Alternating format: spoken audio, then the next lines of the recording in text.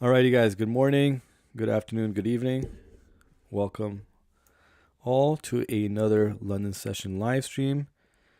If you guys have been in the on the charts for GJ, you guys may have seen what just transpired about 20 minutes ago.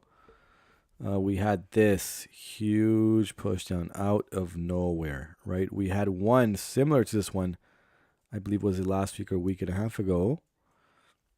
And I think it was around 94 pips. So nearly 100 pip, we want to call it a wick here, or this is all in less than, it happened right in front of me. I was watching the charts. I just wasn't able to stream at that moment. But one small candle here and 94 plus pips or 90 plus pips. And so good thing we started the stream late. Didn't want to be caught up in that. However, I did look at the charts, even at an hour prior to London opening, and still there was not enough of a setup to formalize. It didn't even, that whole push down of a candle did not get to the 1 hour EMA. It did cross over to the 30-minute EMA, but did not get to the 1 hour EMA. We could get that push now from the current candle, right, which is the London opening candle. But again, because of that big rush of movement, it really makes it tough to take an entry immediately after that. So, yes, good morning, guys. And today, hopefully we will have a good day. Again, GJ, guys, has just been not moving, I would say, in terms of how it does move, how it's been moving over the last 2 months that I've been streaming here. But the last couple weeks has been a little bit off, right? GJ has been off. Could we consider JPY, the Japanese banks, to blame for this, just crazy manipulation here, right? If I can find it here, we had one like that. I think was it right here? We had another one of those right here, which was about the 17th of October. So yeah, around 1.5 weeks ago, and this was over 100 pips, right? But GJ's been moving like that. That's why I'm going to be very cautious with GJ now for the next little while, just because we don't want to get stopped up. But again, I brought up the importance of stop losses yesterday, right? So if this again was not, the idea of watching the charts live, right, and kind of reacting to it live, you cannot avoid that with this type of move, right? This type of manipulative move or manipulation here, whatever you want to call it here, you can't avoid that, right? So without a stop loss, this would have, and if let's say you were in a long here, this would have gone totally against you, right? And could that have been a blown account? Maybe so. So it's very, very vital that you set a stop loss at all times, because these type of things will happen. Even if you set a stop loss, you would have incurred slippage, right? Even, for that stop loss we respected, it's still going to be at least maybe 2, 3, 4, 5 pips. Anything above, 10, 15, 20, you have to change your broker at that point, right? But you would have incurred slippage if you were in a long here for GJ. I spoke about this move earlier, guys. This is the move that I gave out, late in New York session. If you're following me in any of the groups or any of the platforms, Telegram, Instagram, Twitter, I gave this setup and it went to at least TP1. It was a nice range. And again, GJ, following pre-London, it did respect that range again. If you want to extend this here, let me just extend it like this. If you want to extend this, you can see that it's still being respected, and it was climbing all the way up to the 1 hour EMA, right? And the 2 hour could have been tapped as well. And again, it still can, right? And respect that full range all the way up here, but that whole just push down in seconds, cannot explain that. I was setting up my chart when it happened. Yes, So I was definitely looking at the markets. I mean, definitely around this time, pre-London, I'm always active with the charts. I was in a meeting with, one of the prop firm CEOs, which I'll speak on later in the stream. So that's why I couldn't, start the stream right away. I had to delay it a few times. So my apologies. But yes, that was just a crazy move. I had to kind of just reflect, a minute or two while I was in the meeting just to kind of see what just transpired here, right? Because that blew through the whole move that I had anticipated, right? Again, it still can complete, right? So for the stream, what I would consider is as this move was coming up, taking the sells here, right? Once maybe it taps above, flies above, but we have sell stops down here for the push down. Again, that move can still transpire, and GJ can still ride all the way back up to tap the 1 hour and then 2 hour EMA, even the 4 hour EMA up above there, right? So it's not far off. The daily is right there as well, so not far off. But just because of how GJ pushed down here, there is still that chance that GJ can push right back down again. But let me bring this range back up here. Let's keep that over here. We could again have GJ coming up. And I do believe that GJ will come back up, and then we can take the sells potentially. But that will be, some time, unless with the London opening pressure, it kind of pushes all the way up here, right? It's another 40, 50 pips before it gets there. But let me just see now, does it reject this EMA here, the 5-minute EMA, and come back down?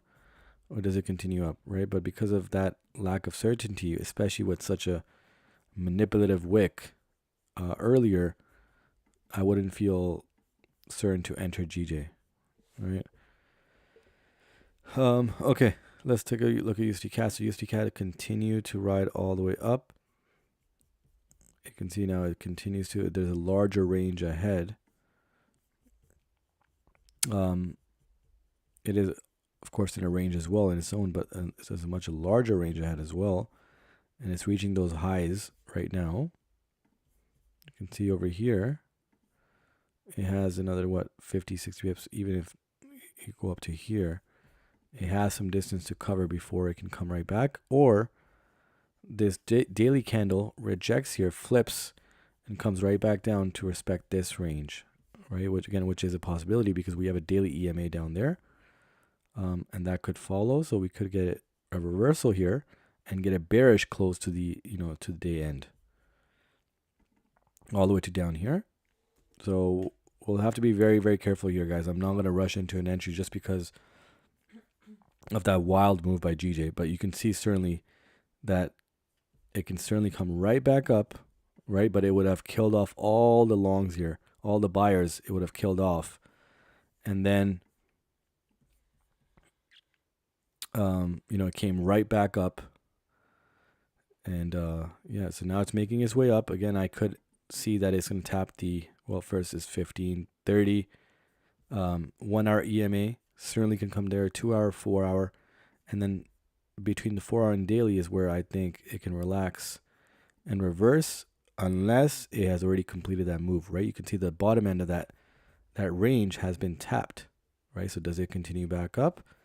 So this is where we have to be very cautious here. Again, I am looking for 260 pip range here. You can see how, on both ends, almost equal touches on both ends. And this is what we like to trade here with the range ideology right here. So you can see, look at that tap. Look at that near equal tap, right? I mean, we're talking about just a few pips, maybe a single digit difference in terms of, where it tapped. So now we could get that full move back up, which will complete this range, right? But again, I'm not certain yet, so I am going to kind of scale down and see what's really going on. But what we do know is that, there is the 30-minute right now, but there's a 1 hour EMA above, 2 hour, 4 hour, it can certainly reach there. And then at that point, am I looking to trade this range right here, right? So we can slightly adjust this and also slightly adjust this. Let's look over here.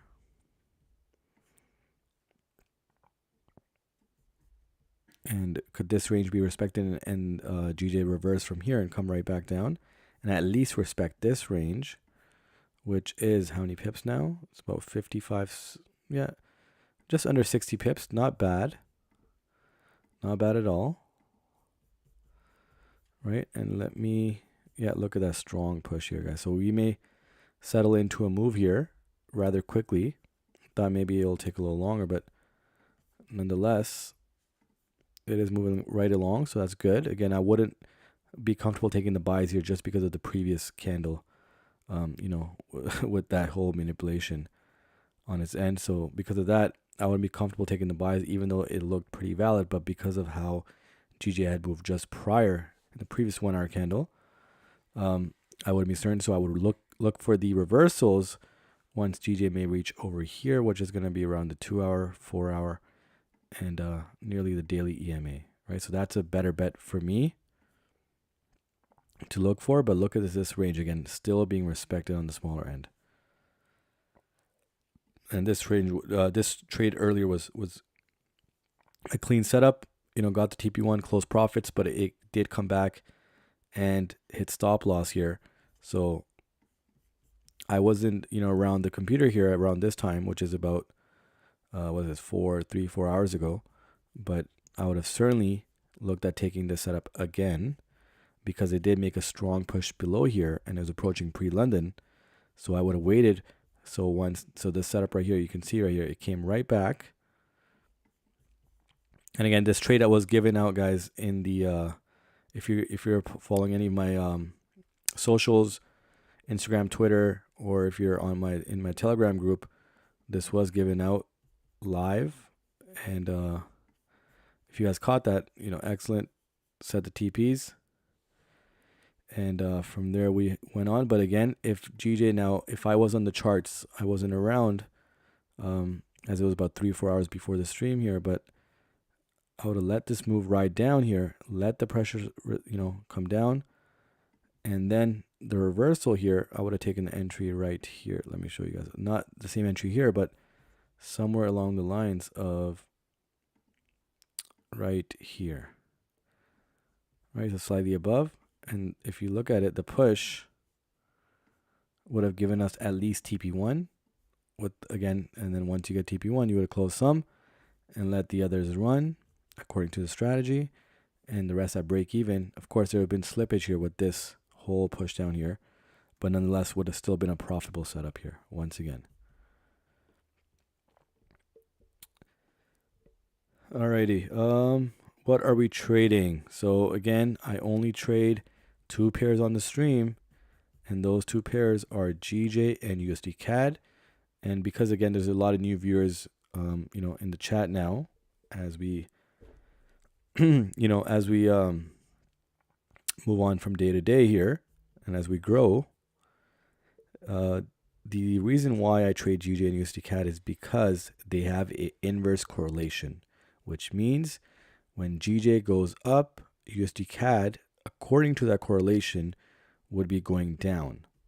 Now, again, I don't want you guys to believe that will happen 100% of the time, or even 90 or 80, or maybe even 70. But during certain sessions, if you are trading 2 pairs and they are inversely correlated, there will be a session in which that correlation will be pretty active, right? And for London session, typically, and if you guys have been following my stream for a little bit, or you guys will see that there is that correlation that's very active between the two, and it doesn't mean that I would go ahead and trade one long and one short all the time, but I can use that as a confluence, right, and as a factor in considering to trade 1 pair only at times. So you can use a correlated pair to your advantage, even if you don't trade one of those pairs that's in the correlation, right? And that's what's amazing about using more tactics and more factors into considering your setup for the pair that you trade or pairs that you trade. So if you want to learn more about how I trade these correlated pairs, again, I would love for you guys to continue joining the stream, and you guys will see how we do it. day by day. We've had an amazing record so far. And again, a lot of different advice from my 4 or 5 years of experience in trading. I say 4 to 5 because my first year and a year and a half, I was still very new to everything, and I tried different things, different patterns, and I really settled in on just simplifying the charts, making it very clean, keeping it to a single indicator, which again has a very high rate of accuracy for me personally for this strategy overall, and where I can use it as a confluence indicator. I can use it as a potential stop loss target, a profit target, and just kind of help me out with the ranges as well to settle and draw out the ranges. So it's a huge bonus for me to use that indicator. Other than that, I don't use any other indicators. And again, there's multiple reasons why I use that EMA, right? Other than that, market structure, price action, and we get carried by liquidity, right? We hold, and the reason, again, I'll bring up the range here. The reason why I like to trade the range is because I can get more setups during the time, during, day to day, during each session. And that is how, well, that is because the markets consolidate over 70% of the time, which means that they're normally ranging, right? Going sideways, trading sideways markets. They're consolidating about 70 to 80% of the time. And within that consolidation period, there's exact ranges that occur. Exact ranges, well, let me show you an example. The exact range that you look at right now, nearly equal taps on both ends, right? There is going to be some inconsistencies with that, but again, that's if you level up and increase the time frame, you'll see that it may be just nearly just a wick. So that's where the different time frames come into play, and you have to really tackle down and see which range is actually valid to trade the range. Which time frame is the range valid to trade in? And once you pick up enough experience, you get better with drawing out the range, the zones, and you can tackle, again, which range is more valid to trade. And at that point, then you can start setting your ideas, whether it's a buy stop or sell stop, at either end of the range. And so again, love to see you guys joining the stream. And if you guys want to keep learning about the range strategy, continue joining the streams. And if you want to learn more about it, I do have a detailed course as well, right? But again, first step is to join the streams, understand what you're looking at, understand if it's simple enough for you and is simplified to break down for yourself. And at that point, you can consider, this strategy, right? But welcome aboard. Hi. How did your meeting with the prop firms go? I remember you mentioned it yesterday during the stream. Yes. So I actually have had 2 meetings with 2 different prop firms, right? And they're both, I would consider, the top 5 prop firms in the world right now, right? As far as the Forex trading scene is concerned, right? With a lot of retail traders. And if you want to call them simulated environments, right? So virtual funds, not real prop firms with, trading floors. We're looking, we're talking about like virtual prop firms, whatever new terms they call themselves with. But the top 5, if you go look at the list, I would talk to 2 of the top 5 prop firms yesterday and a few days before as well, right? So the only issue is I have certain things that one prop firm is matching, or not matching, at least listing, in which they will, be joining a collaboration with me. And the main reason for me personally is not the compensation part, because I'm actually not going to take any referral fees where I send out a referral code and you guys can use that as a discount to buy the challenge. They may share their own through my live stream, but me personally, I'm not going to be taking any compensation for that because I mentioned my reasons. I'll go into detail later as we're looking at a setup here. But for me personally, it's just to grow my brand and to grow, my following, and show them that this strategy is one of the most simple strategies out there.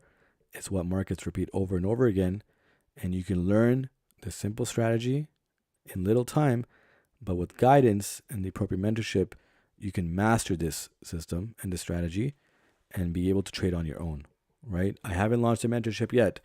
In fact, I haven't launched my website yet either. So that's in the process right now. So in the next week or so, I will be launching that. But that's the idea and the message I want to give you guys in terms of where I stand with the prop firms. One prop firm is offering me a lot of free accounts that I'm going to be giving out to you guys. Um, and so look out for that. And then there's the MacBook giveaway, right? So there's certain conditions with the MacBook giveaway that prop firms need to go accordingly. So that's the last part of the discussion too.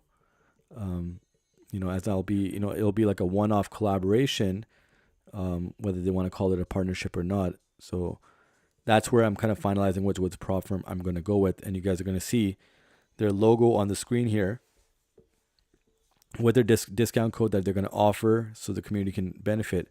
And again, I did speak to them again, if you're following me on my platforms, on any Instagram, Twitter, Telegram, you'll see that I kind of sent out a message in terms of what one of the CEOs mentioned, and what I wrote to them, and I mentioned to them that at all cost, if any of you guys, right, any of my community members do purchase a challenge through your discount code that they provide to me and that I provide to you guys, if there's any complaints that you guys have with that prop firm, you guys can bring it up to me and I will directly bring it up with them. So they've assured me that you should not have a single complaint or a single issue. But if you guys do, you guys have my full backing, right? So if I have I have a responsibility to do my due diligence, with the prop firm, and if to some degree I'm promoting them, then I also want to make sure that you guys have the full safety and security to go with them and not have to be denied a payout or so forth, or this and that, right? So you guys can always reach me on the live stream, on Telegram, by email, if there's any issues with any of the prop firms that do get mentioned on my live stream, right? I already mentioned a few that I favor. And again, once this deal does get finalized, then I can, of course, mention it to you guys, and you guys will see more about it as well. And then the collaborative promotion with the giveaway as well, right? So hopefully, I do finalize. I really like one of the prop firms, and again, until nothing is final, I can't speak on that. But you guys will see something very soon with one of the prop firms.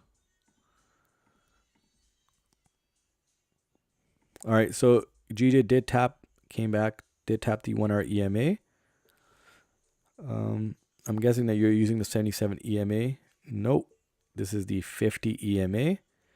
And can I buy now? No, you cannot. I'm not sure what you're buying here. This is too risky. It's at an EMA tap, and this is where it kind of flew right back down last time. We're also approaching a 30-minute candle closure with the candle opening as well now. And here it goes. Look at that strong push down, right? And since we are trading the range, it doesn't make sense to trade in the middle of the range, right? We don't want to be stuck inside the range, with the open buy or sell position right in the middle. So let it come to one end, and then you assess. So for me, again, I mentioned to you guys that 2 hour and 4 hour EMA are pretty much at the same spot, maybe a few pips away, even the daily. So I'll let GJ come up there, and then I can look in for the sells here. How far are we from that position? We have to take a look. It's about another 25, 26 pips. Wow.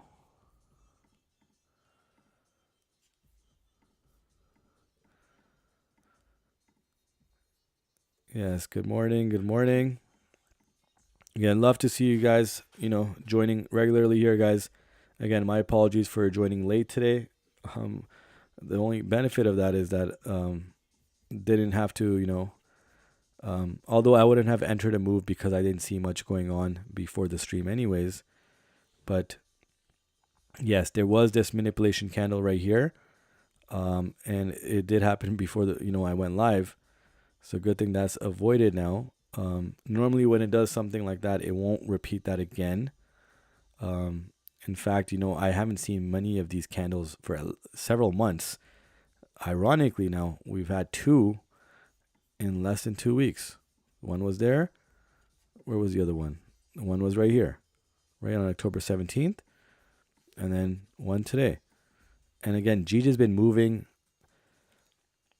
Yeah, the way Gija's been moving, guys, I haven't really appreciated, the movement in terms of how it's been ranging, and then suddenly this huge move against us. Yesterday happened as well. 2 weeks ago, this whole manipulation without any fundamental events that you can see on Forex Factory here. Nothing really going on, but still appears to do that. The only safety that we can have from this, guys, and to avoid this, is to have a stop loss. If now you see that there's a reason why you should have it, then you should start doing it now, right? Not having a stop loss, even watching trades actively, which again I used to do as well, but that won't be viable in the long run. As you know, that manipulation is a part of the game. And if you really want to avoid it, you have to set a stop loss, right? You can't avoid the trade, right? But at least it'll have stop loss or slippage. Maybe it'll slip you out 5 pips, 6 pips extra on top of your stop loss. If it does slip you out maybe 20, 30, 40 pips, then you really have to change your broker, right? I really, really emphasize on having a low spread account, whether it's with a prop firm or whether it's a regulated or unregulated broker, right? I vouch for any account that has a smaller spread, because our strategy is defined with buy stops and sell stops, limit orders, and we don't want to be tapped in early, right? We don't want to be tapped in early because that move can actually go against us very quickly, right? So I do have a leeway in between our entry and where price has to reach the certain amount of pips to allow that kind of breathing room, so to speak, for us to set the buy stop or sell stop. But even then, we don't want the spread to be too high for us to be tapped in too early, right? That's something that I really emphasize, and I will continue to, even with the mentorship, when we launch, because that again is very, very critical, right? As a long-term trader and someone who trades on a daily basis here, that will be key, right? Whether you're scalping, of course, if you're swing trading, it may not really affect you that much. But when you're scalping and you're trying to get setups, on a daily basis here, then that does matter. All right, so USD CAD here, guys. Again, I did mention we could get another wick above here before it comes back down. So it's not that clear here, but on the daily, again, it could range right back in here. And the reason I say that is because no daily candle, right? So drawing out this range, no daily candle since October the 2nd has fallen out of this, right? Has closed above or below this range, right? Even if you want to take this in, you can just kind of stretch that slightly here, and you can see even, yesterday's daily candle would have closed right in this range, right? So no engulfing part of a daily candle has closed outside of this range since October the 2nd, and we're nearly at the end of the month. So if we can get this reversal here, right, which is, let's see how far it is from this reversal. It's what, 30, it's a decent amount of pips for USD CAD here to come right back in, but it's 30, 32, 33 pips. But it can fall right back in and shoot all the way down here. Let's see how long this range is. Wow, 230, Yeah, 230 pips. This is a large range. But we would have to see significant movement from USD CAD today, right? For the daily to push back in and then continue the move down. Can I get something more clear here? There is a range here, but how clear is it? Let's see. And is it large enough for us to trade?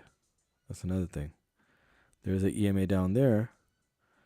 That's a 15-minute EMA, so the 5-minute should be closer. Oh, it's actually right on top. And let's see here. Let me measure out the amount of pips, guys, here. Let's see. 8, 9 pips. It's not too large. It's not too large.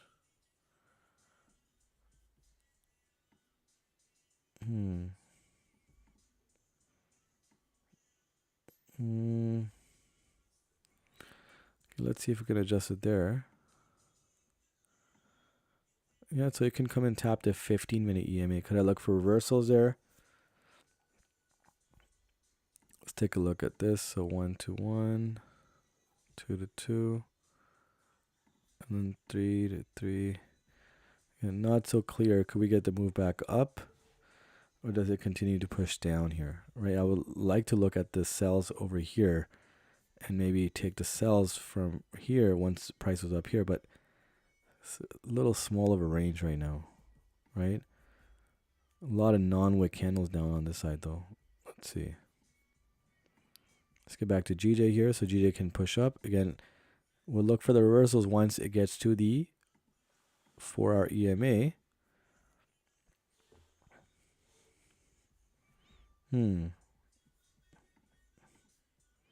Again, nothing much going on in terms of the fundamental events for our London session. We do have a stack of fundamental events, high impact for Euro and USD. That's right after New York opening. So 15 minutes after is the Euro news. And then half an hour after New York opening is the USD news.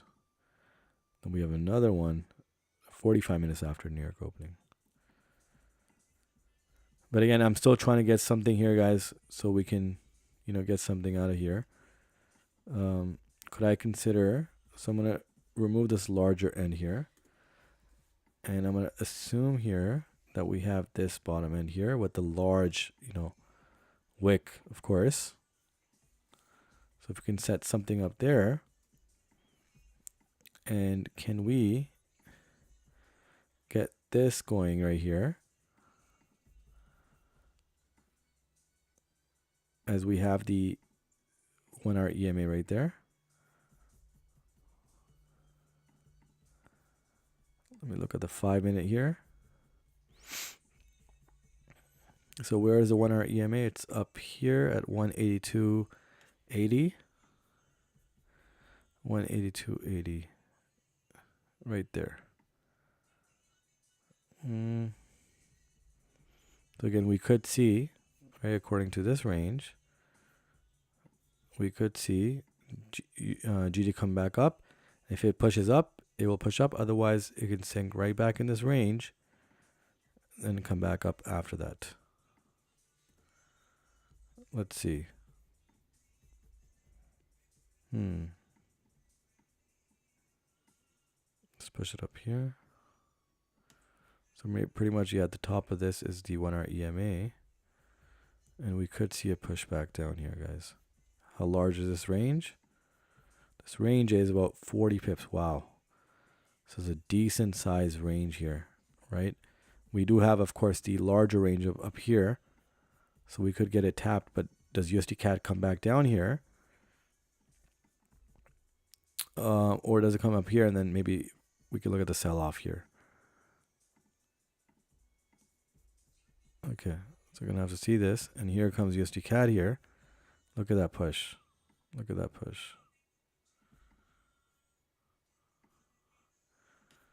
Can I look for buys here? It's not showing me strong signs, guys.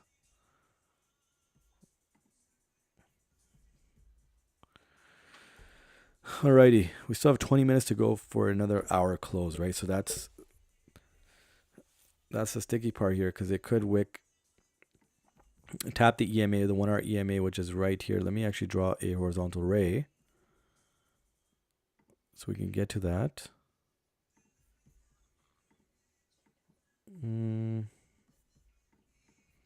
Right there. So that's where the 1 hour EMA is.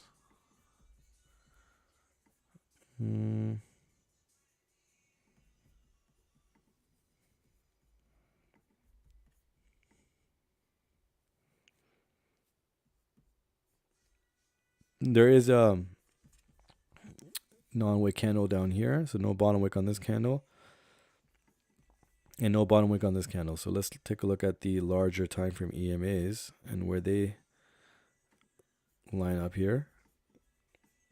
Oh wow, the 30-minute is pretty far down here. So again, I did mention that you can see on the daily, this could sink right back in this range, right back in here, and respect this range.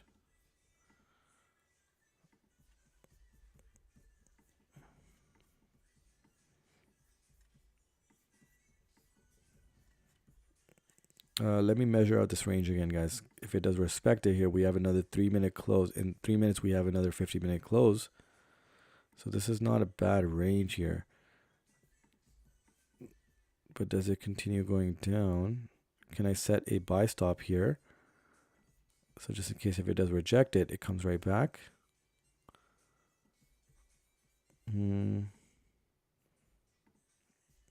Yeah, you know what? I'm going to go ahead and do that, guys.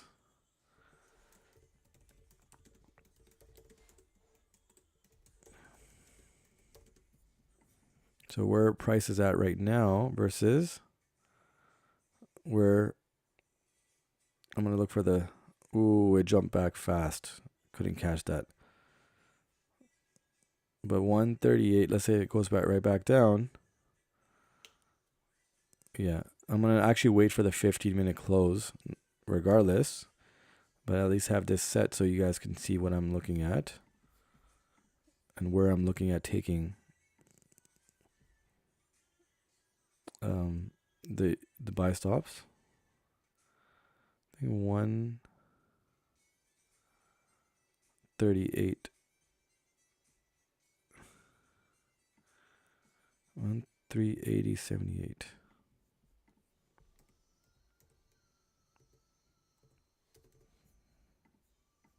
Okay, so I'm going to wait for the 15-minute candle to close. And I'm also going to look at USD CAD sells here, or sorry, GJ sells here.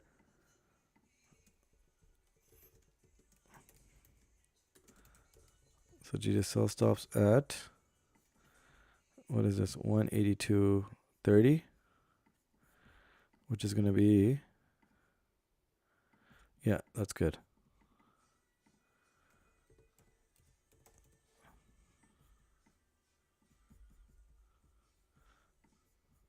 So again, I'm looking for USD CAD buy stops here, but I'm going to wait for the 30-minute close.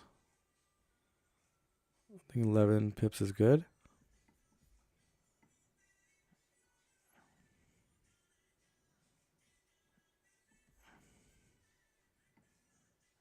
Or let's keep it at 10 pips, guys. Let's see. 10 pips. And 10 pips would be right here. So I'm going to wait for the new 5-minute candle here, or 15-minute candle, sorry. No. Not going to enter yet, guys. I'm not going to enter yet because I don't like how the 15-minute candle just reversed right away. So I'm going to wait for the setup now. I'm going to wait for GJ to push down further. I believe we're going to get another red candle. GJ is going to pour down, sorry, USD CAD here, my apologies. USD CAD is going to pour down here, stronger here, and then I'll look at the buy stops. But not yet. It's going to come down further, I believe, before the buy stops, are entered. So not entering them yet. And likewise, GJ, I feel like we're going to have another tap here. And then I can go ahead and look at the sell stops here.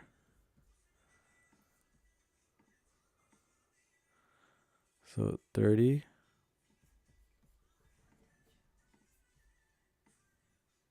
This is a nice long range here. So I'm going to keep it safe here. 20, 24. I think 24 is excessive. Let's go 23. Yeah, 23. But again, I'm going to wait for GJ to move above here and tap the 1 hour EMA before making that decision of setting the sell stops here. We have enough breathing room by that time as well. And here's, again, USD CAD. I'm looking for it to push further before I take these buy stops.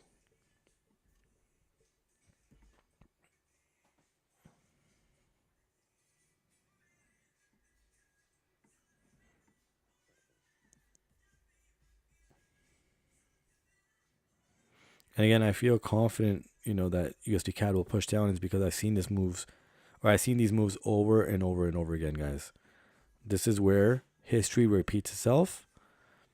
And historically, whenever you do get, a tap here at 50-minute, it normally can shoot up. But because I've seen these pairs so often, guys, so often, that it's just normalized for me. It's first nature that it's going to come right back down. You see that? You see that, guys? This is where experience can play a role, and the mentorship aspect and guidance can play a role in understanding how pairs can move. But this is almost just seen right away for me that it's going to come right back down, tap, maybe create a larger move here. And we do have the non-wick candle down here as well. So if it makes a stronger push, we're also approaching a hour close as well. So we have to kind of understand that as well. And now where are we in terms of how far we are from the entry? About 2.5 pips. So I'm going to consider setting it if, yep, there you go. That's the move I was expecting. And guys, so I set these buy stops on USD CAD now. So these buy stops for me are active. And these are at 1.38078 with the 10 pip stop loss, which is at 1.37978, and a 10 pip TP, which is at 1.38178. And it's coming there. Price is coming there. Let's see. Do we get activated? And again, GG, I'm looking for that strong push before I look for the sells. But here comes USD CAD. Now you can continue dropping all the way down. Then these buy stops would be voided. But let's see nonetheless what happens now in the last 10, 11 minutes here to close off the hour. Could anticipate a large push down, and that's what it's doing now. And we do have the non-wick candles here. So if it does push all the way down here, it's going to be a huge pullback here. All right. Let's see. Does it continue down or does it come back up? Oh, it's coming up strong here, guys.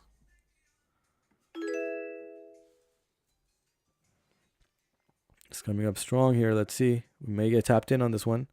For GJ, again, I'm still waiting for the push above before I can, take the sell stops here. So these are not yet entered. Okay. Appreciate the subscription, guys. Thank you for subscribing. I believe that's what the notification sound is for. And again, so USD CAD did not come back up, but there's a 5-minute candle here now. Strong bullish push here, but no bottom wick. So it can continue down here. Let's see.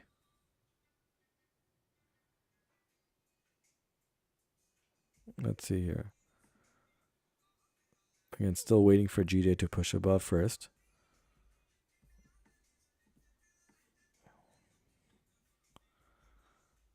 And there you go. So USD CAD is still pushing down here. Again, 10 minutes left to go, guys.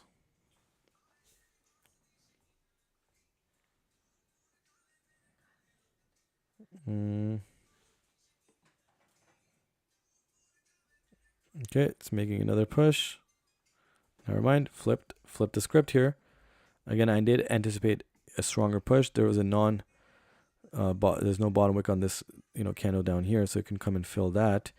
But if it does come and fill that, there's another one down here. If it does come fill that as well, then this is certainly going to go all the way back down. But if we do get a reversal, this setup will be activated here. Let's see. G is still looking for the push above, up to here. And once it is up here, with the 1 hour EMA tap, I can look for setting the sell stops. And then when price comes back down, I'm going to look for the push down here. Let's see. Now, again, GD can also come all the way up here, which is the larger end of the range here. So let's see, nonetheless. Here's USD CAD.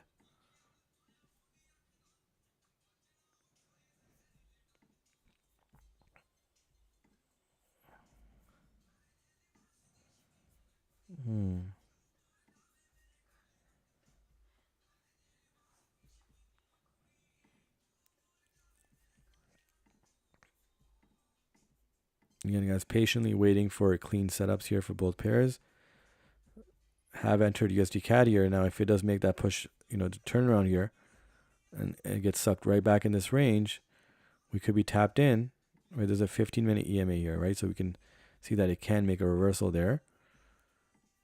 And if it does make that full reversal here, we can be tapped in and potentially in profit before the hour candle closes, which is in less than 8 minutes.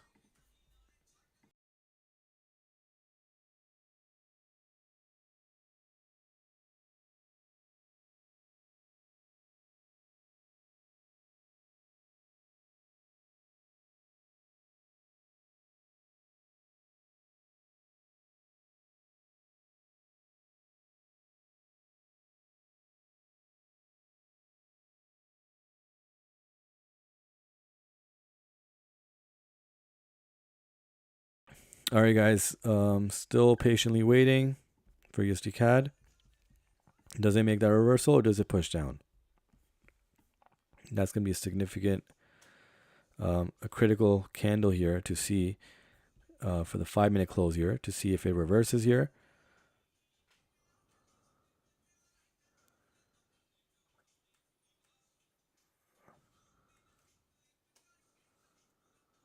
Okay, late today, feeling good. Literally caught the bottom of US 30, sucked right back into the range as I learned from watching your streams.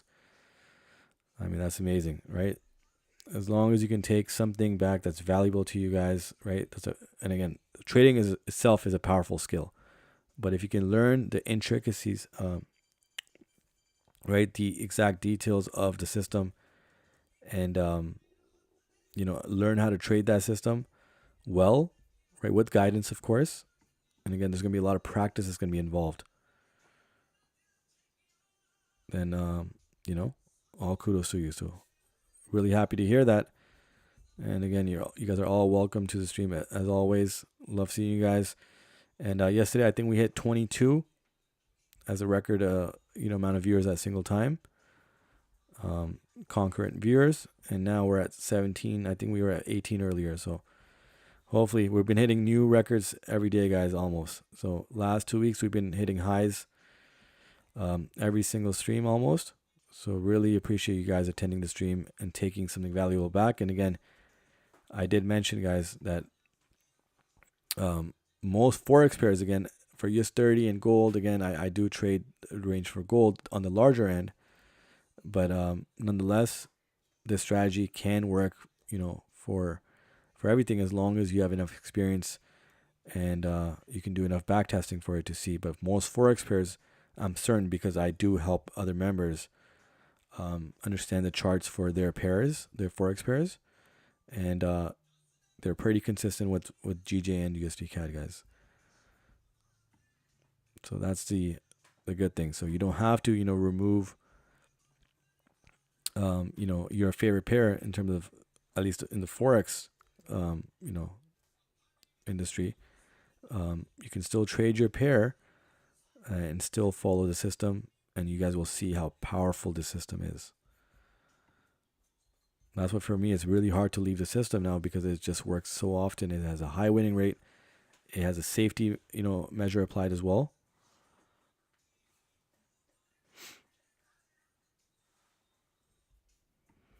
So let's see, guys. But I really appreciate you guys attending. for the for the ones that really joined much earlier. I mean, we were stuck at what, 1, 2, 3 watching. So right now, what, seeing 17, 16 viewers concurrently at the same time. It's a big change, right, over the course of last 2 months now.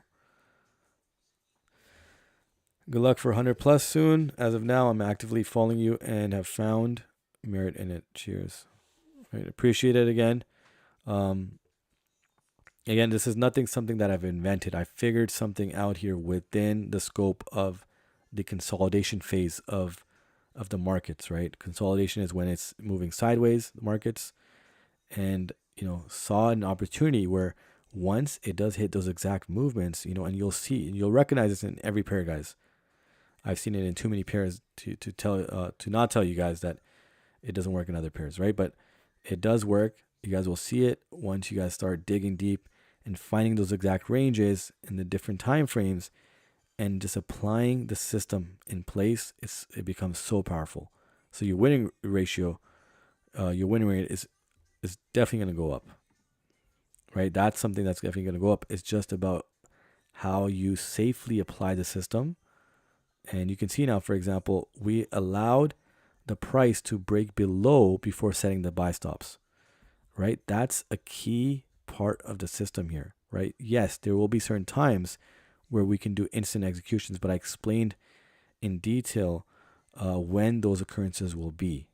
But 80% of the time or more, 90% of the time, we'll be setting buy stops or sell stops, but in such a way where we safely enter, right? So if a buy stop, I could have put a buy limit here when it pushes down here and it taps us in, but no, because that move, once it does come down here, right? Let's say it's a buy limit, taps us in, and boom, big move down. No, we're going to use buy stops, but the way we're going to use it is that we're going to allow the price to push down if there is a certain surge, whether it's liquidity grab, whether it's manipulation.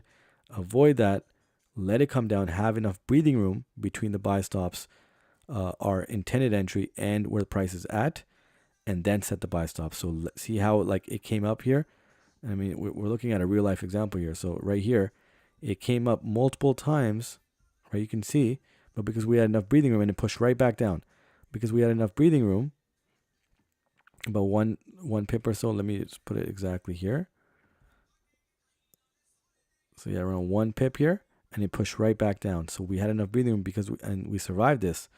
Otherwise, at other times, if the buy stop is too close to where the price is at, and dipping below, we could have got tapped in and it sucked right back down. So that breathing room is very, very key in the system, to survive setups here and lower your risk.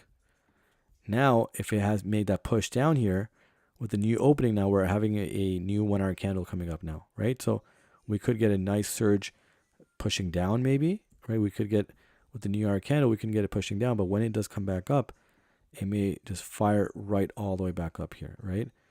And through that, we've been having a high winning ratio here, just on the streams here. But again, for me personally, I mean, I've been doing this for 3.5+ years, right? Trading this strategy, by finding what works and how to apply the right system. And yeah, it's been working, right? I remember we were 2 in the beginning. Yes. That was, not too long ago, but definitely we grew from there. So really appreciate you guys from that time as well. And even right now, we're still small compared to, let's say the bigger streamers out there, but definitely growing. And I really appreciate you guys again making that difference in increasing our membership or our viewership here. And again, I promise you guys lots more to come, guys. I've just started here. So lots more to come. There's going to be a lot of giveaways coming up as well with a lot of free accounts, partnerships or collaborations, large giveaways, all of that, guys. So stay tuned for that.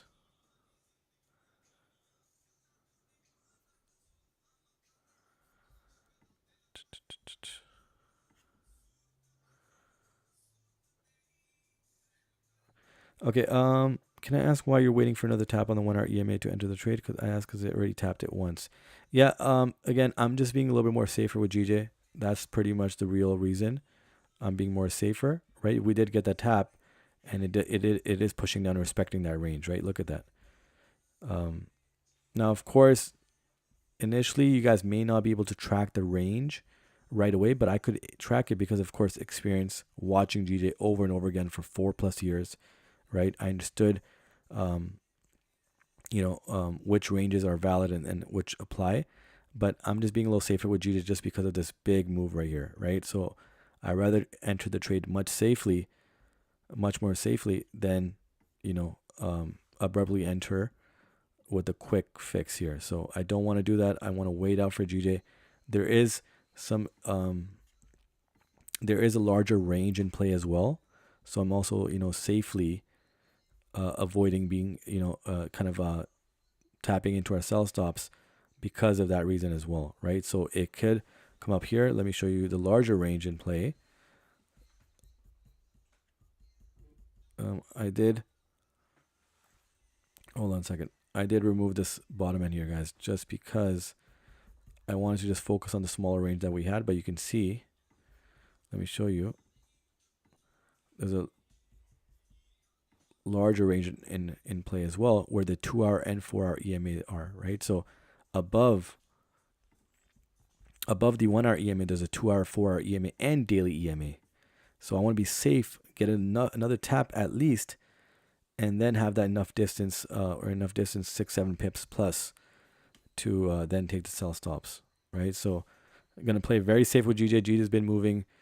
If you are trading GJ, if you have been trading GJ, if you have experience trading GJ, you should realize, right, or you should recognize and know that the way it's been moving the last 2 or 3 weeks has not been the way it moves under normal market conditions. In fact, I've been avoiding some of GJ setups that look clean but still did not work in our favor as we watch GJ move, right? So gonna play very safe with GJ. I want to execute a win today, guys, with you guys. So we're being very patient today. Let GJ make its move, and we're gonna just apply our same game plan and hopefully get that reward by the end of the setup, right? Okay, now look at that big move from USD CAD. So as expected, again, for me personally, I have no reason to be upset with this and not complying with our buy stop because it is coming down and filling up these non-wick candles. And of course, we've seen the larger end here. I explained multiple times that the daily can fit right back in this range. So what I would be looking for is sell stops down here instead of the buy stops again, right? Because I thought maybe it could range up here, but no, it may come and respect this range, which is a much larger range. So this would be a bonus here for you guys to see for a large move down here. Again, it is Thursday moving on to Friday, so don't know if that whole move will complete by the end of the week, but nonetheless, it appears that USD CAD may have broken out of here. Let me bring that text back here. Where did that go? Right there.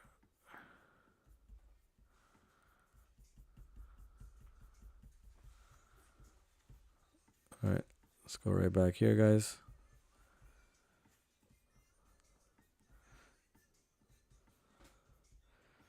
All right, so here it is. So what I would do, guys, is I'm going to adjust the buy stops over here. So we can do that at least. And that's going to be at 138.60. So that's something I can do if it does come right back in. But if it continues to push down, it's no issue. Let's look on the 30-minute here. The 1 hour did break below here as well. Okay.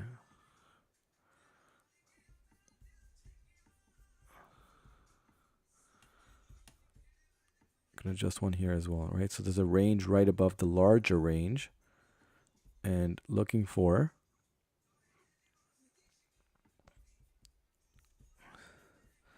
a setup here as well. Yeah, so we could see a green candle here reverse, and then come right back. Wow, look at that bearish push. Wow, look at that.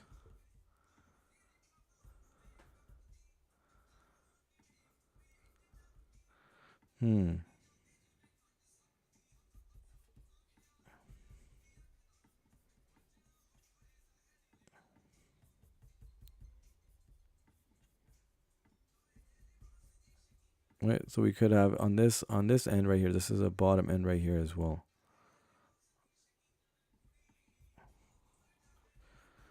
Let's see, was it 30-minute EMA? So is it going to get to the 30-minute EMA, or is it going to reject right here, which would be the bottom end or the top end of this earlier range here? So let's see.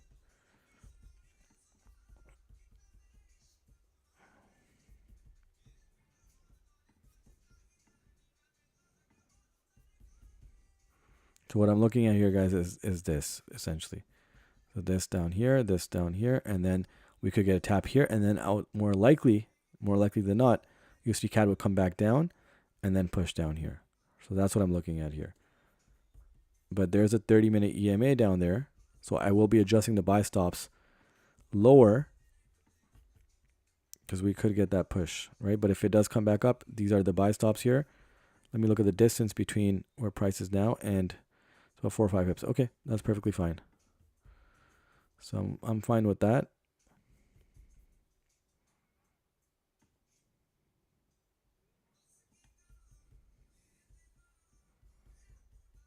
Fine with that. GJ, I'm still looking for, again, the push up.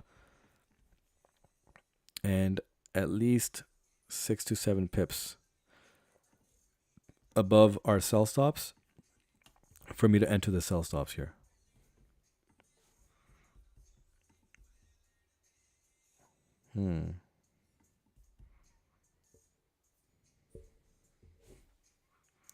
Okay, stream go better and better every day. Appreciate it. You know, it's all thanks to you guys that continue to motivate me. Again, there's lots more to come, guys. I promise you guys there's lots more to come. You know, I was doing a lot of this stuff I was doing privately on my Telegram. Otherwise, I could have started years ago, you know, just showing you guys on YouTube, which, again, I really enjoy, right? The enjoyment of trading live and showing you guys, you know, what the real deal is. For me, it's very satisfying, right? For some, it may be a challenge, and it may take away from, you know, their system and the belief in their system, and you know, for the viewer to believe in their system, right? Because some, again, I'm not going to speak on anybody, but from what I've seen personally, there's some that just try to survive the setup just to, you know, make it another day and appear as a lot of trades hit at break even. But that's not, for me personally, if there's too many break evens, it's not sustainable, you know, for profitability long term, right? Just think about it, do the numbers, and you'll see that it won't make sense, right? You got to let things run. You got to have a system and game plan, and you got to trust that game plan, right? If you continue to hit break even at all times, it tells me that you don't trust your system enough, or you don't have a system, you know, to hold the trade, you know, into at least let it run enough pips into profit where, and again, there should be reasons why you're adjusting your stop loss as well, right? We have a confluence indicator that I mentioned, the EMA, which gives a significance to many things, right? To one is the stop loss, what is the profit level, profit targets, certain areas. If it's found within a range, we can use that as a potential area for adjusting stop loss, right? So you have to use all these things, and they have to be part of your system on a regular basis.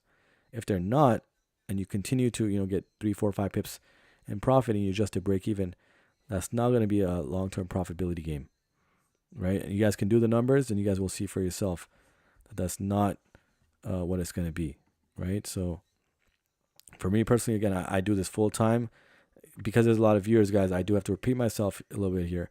I live in Canada, East Coast, and right now, you know, the time, London session is 2 a.m., 3 a.m., right? Pre-London to 3 a.m., all the way down to 5, 6 a.m., right? So if I didn't do this full time, I wouldn't be able to be trading at this time and then survive a 9 to 5 job and then come back, analyze, and go right back into the streams over and over again. It wouldn't be sustainable for me, and it just wouldn't be viable. A lot of people, I mean, a lot of you guys, if you guys are from the East Coast, in the States, Canada, Mexico, you guys know what I'm talking about. London sessions are brutal to trade, from the East Coast, just because we have to be nocturnal, we have to stay up overnight and trade these sessions, right? And I'm not saying that you can't knock a 9 to 5 job, but for me personally, I just have too much going on with, me setting up, the social media content creation and, the course and mentorship. So I got a lot of other things going on, and my daily trading, which I rely on for my source of income. I have a lot of payouts that, of course, if you guys have been watching my YouTube videos, you guys will see. And I have another video coming out as well very soon this week, hopefully in the next day or two. And so you guys will see how I'm relying on trading as my initial source. And again, it wasn't overnight, right? So if you guys can track my initial days, which again, I do have some videos up for that. Initially I started learning baby pips back in 2018. That's January 2018. So doing the math, by January, in a couple months, it'll be 6 years.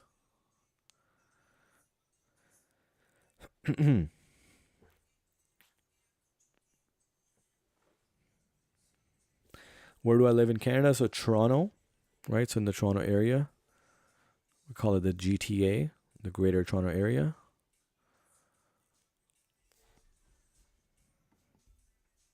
And if you guys know the name TDotForex, T-Dot is, a nickname for Toronto. I don't think I mentioned that before on the stream, but T-Dot stems from, the nickname of us calling it Toronto. So anybody that's from here or that knows Toronto, they know that T-Dot is commonly used. Not as much anymore.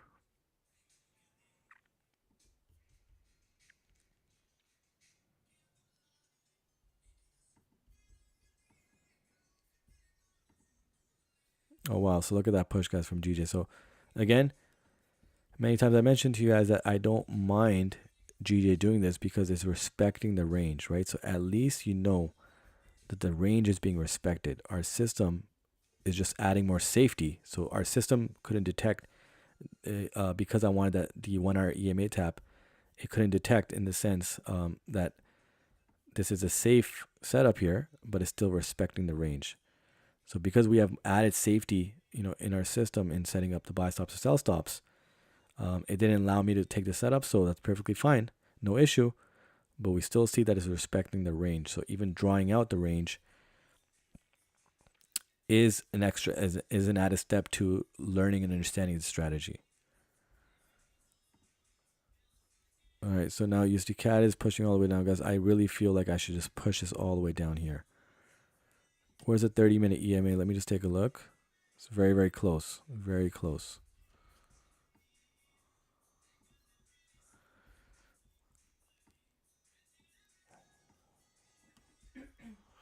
Alrighty, I'm gonna see this. The 30-minute EMA is too close of a call, guys. 6-7 pips away. Let me see. And then GJ's coming down here. So GJ's gonna be, could it be a reversal here to the 1 hour EMA? But look at that push down here. Wow.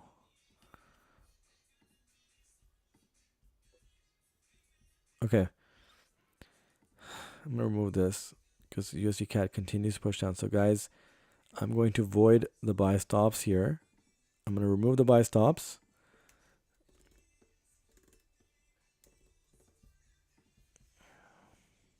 As it continues to push down here. But it did fill up all the non-wick candles here, guys. Look at that. It filled up this one, this one, this one.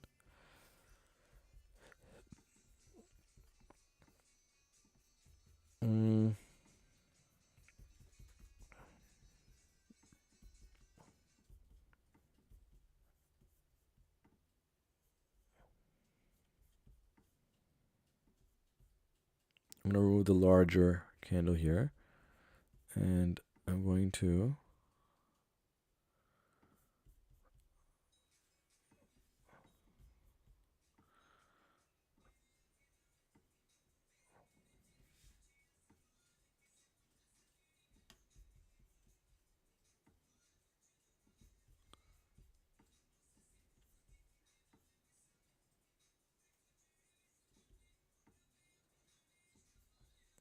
let's see something like this.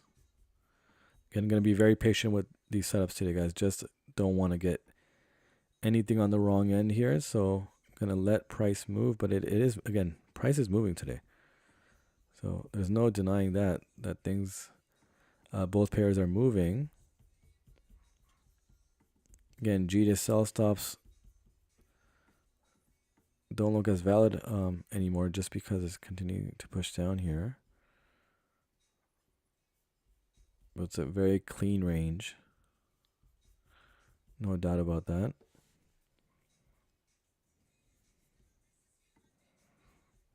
Here's USD CAD here.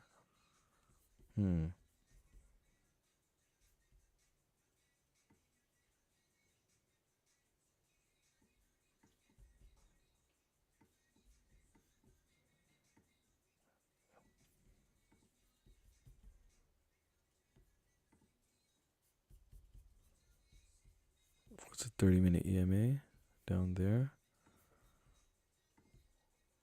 About 6-7 pips.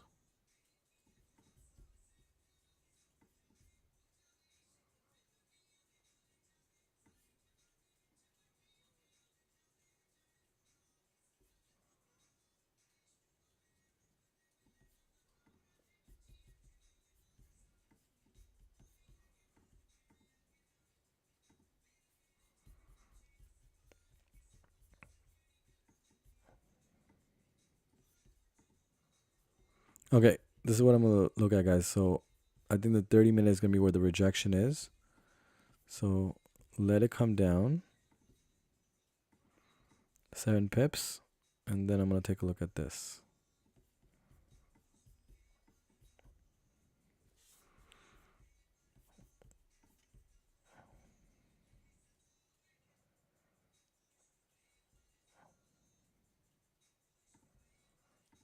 So 137,950. Okay.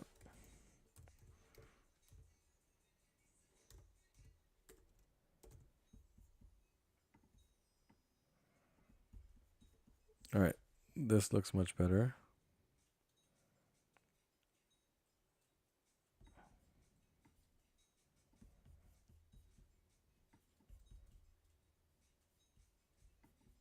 $22. So let's keep it at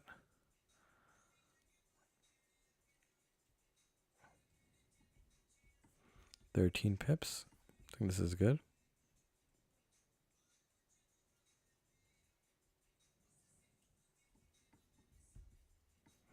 Nice strong push here. So basically, if it does tap the 30-minute EMA, I'm going to be looking for setting these buy stops for USD CAD.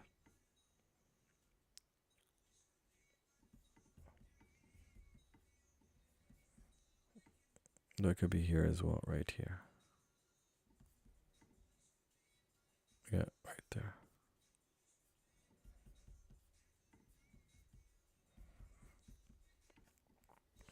So from where the EMA is, the 30-minute EMA, to where price, our buy stops would be about 4 pips away. So that's enough of a breathing room between USD CAD buy stops and the EMA tap. So need another 6-7 pips down, and I will enter these buy stops. So the last ones got removed. And with GJ again, I'm still looking for that push above here. Right? If it can make that move above, you can see that that rejection is occurring here. And the 30-minute to close, it still has 10 minutes to go.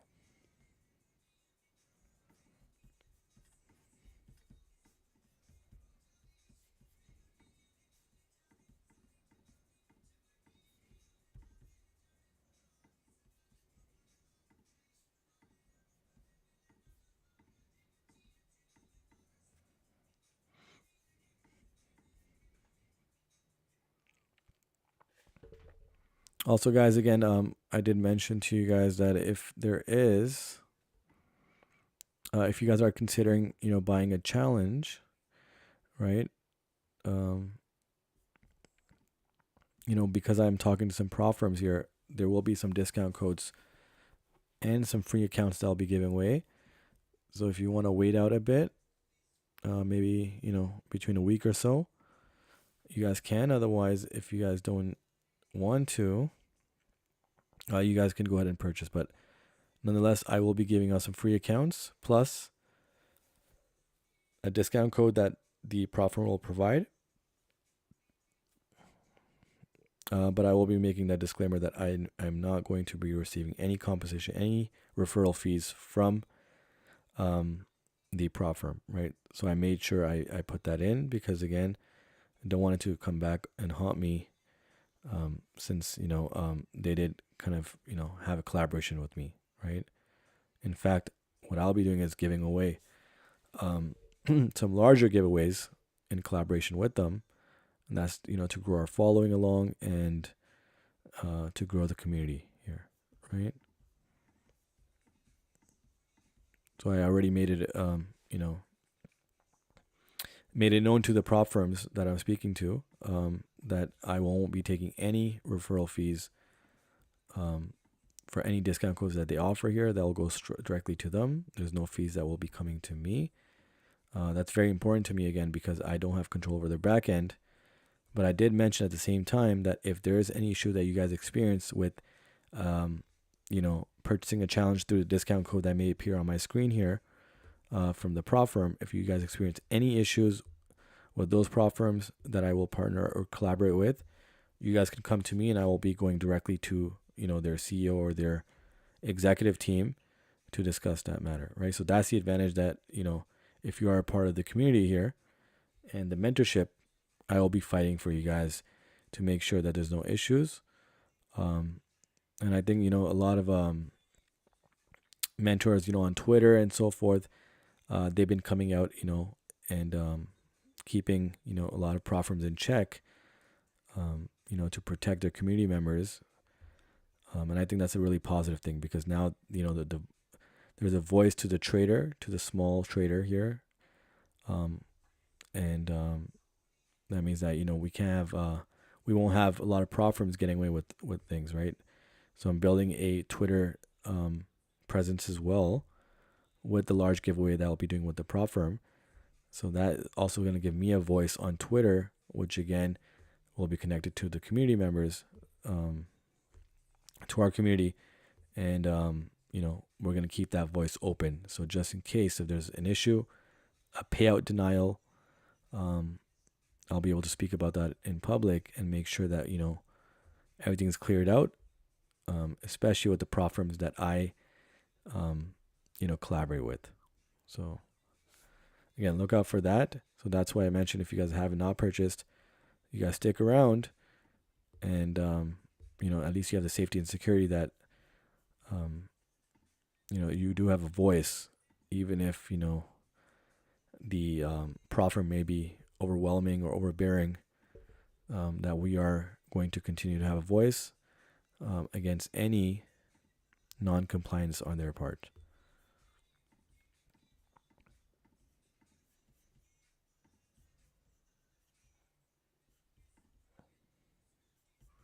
There's a slight range here with USD here. But again, not willing to take the setup prior to it tapping the 30-minute EMA. And as you can see, it's going right back to this range right here. Right, so that's why I kind of adjusted the bottom end here because it was moving fairly low here with, again, there is a 30-minute EMA down here. So if we can catch this move, right, it tapping down here and then setting the buy stops and then it pushing right back up, this would be a clean move. A potential 2 TP setup here or 1.5 TP setup here. Yeah, nearly. So let's see. And GJ here, wow, look at that push down here. Look at that strong push, respecting the range, but look at it on the 4 hour here. A complete wick to the upside. And so do we anticipate a continuation down here? So again, GJ is a little tricky, guys. So sell stops are avoided here, guys.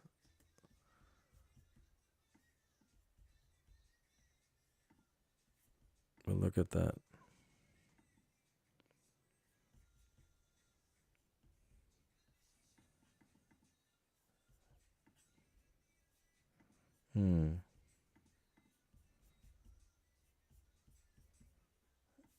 There's no top wick on the current candle. Nope. No top wick on the current 5-minute candle for GJ. How far does it push down? And we are approaching the 30-minute candle closure as well. Okay, so a couple things here, guys. If GJ can come down here, there's no top wick on the current 5-minute candle. Can it push down here and down to this level right here? And then I could set the buy stops over here, 181, 680 or 670 here. So can GJ push down another, let's say 13 to 15 pips? So for me to set the buy stops here for the move up.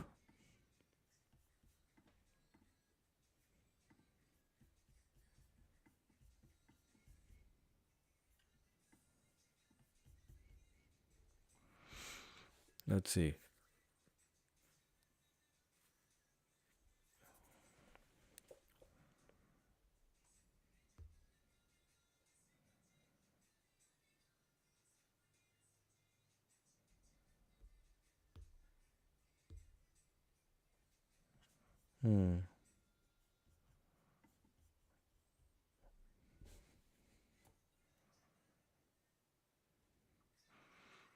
Yeah, so what if they both form buy setups?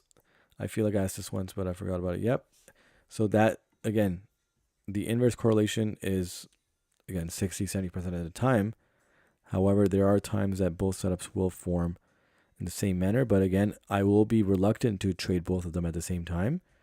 So I'm going to look at, the best case scenario and the more confluences and maybe just going with that setup alone, right? But if both line up, both look reasonable, I have, done that prior as well. And I may go ahead and trade both. But I'm going to be very careful on this one. I like GJ's chances to come back up more than USD CAD's chances. But because of this candle right here, that's what's bugging me right now with GJ. This whole wick right here down. Right? So does it come down when before the 4 hour closes and become a bearish candle all the way down? So then there's a reluctancy on that side as well, which I don't like right now because the ranges look clean on both ends.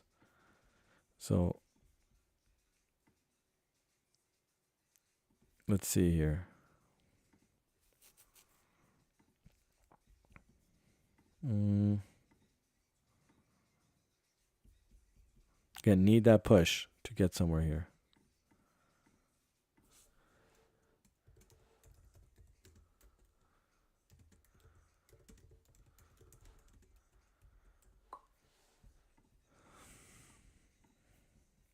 All right, new 30-minute candle for both pairs.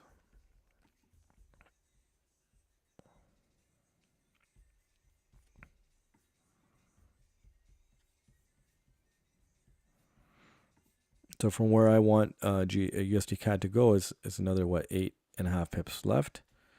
For where I want GJ to go is another. And again, I'm gonna look for a stronger push down for GJ. Wouldn't risk it too early. Just not worth being patient and disciplined all this time and then rush this ending here. Nope. So I'm gonna wait for the whole push down here. And if it doesn't come down here, then I'm gonna wait for it to get to the top end here. But nonetheless, if it does come down here, I'm gonna wait for it to get to the bottom wick down here, which is around the 181, 600 zone, 590, 600. And here USD CAD comes here. So let's see. Be very, very interesting.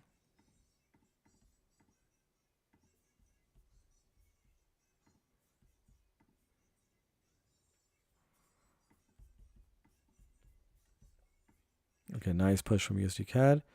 Again, you can see now GJ is not complying and pushing the opposite way. So we could see, let's see. We could see GJ coming back up, maybe tapping the 30-minute and coming right back down, with USD CAD coming back up. So once GJ makes that move up here, maybe tapping the 15, or 15 is up here, and then 30-minute EMA, then reversing, and on the other side, USD CAD can come down here and then reverse for the buys. So that way, they're still, moving opposite.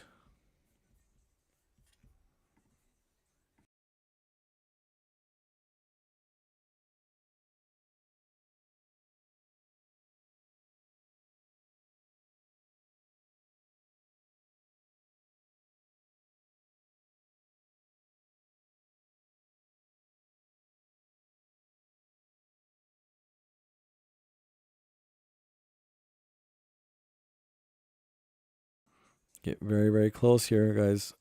So again, the EMA from where price is, from the EMA to our buy stops, it's about what, 3.5 pips. So need a strong push here. Look at the 4-hour close here as well. It's a nice bearish close here, potential. But need that 30-minute EMA tap here.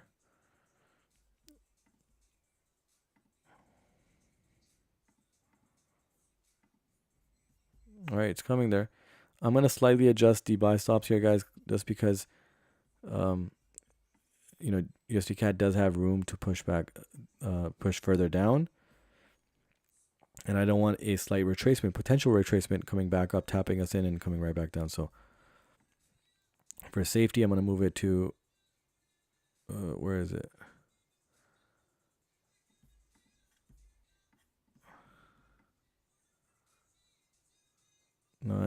Let's do 960 instead, yeah.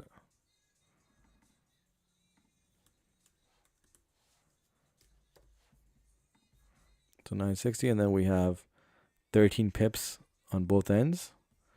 So waiting for the EMA tap and then the reversal.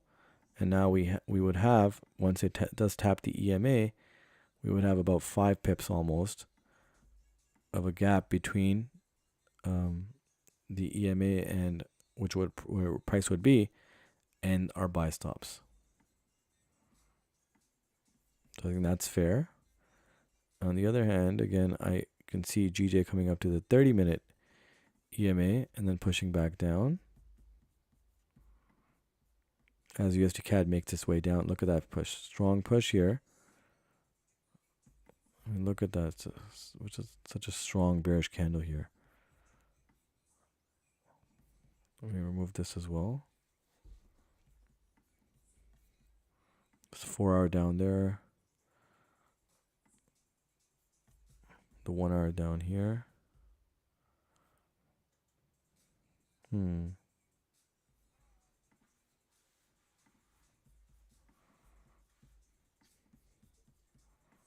Okay, strong push here from USD CAD, guys. Let's see now.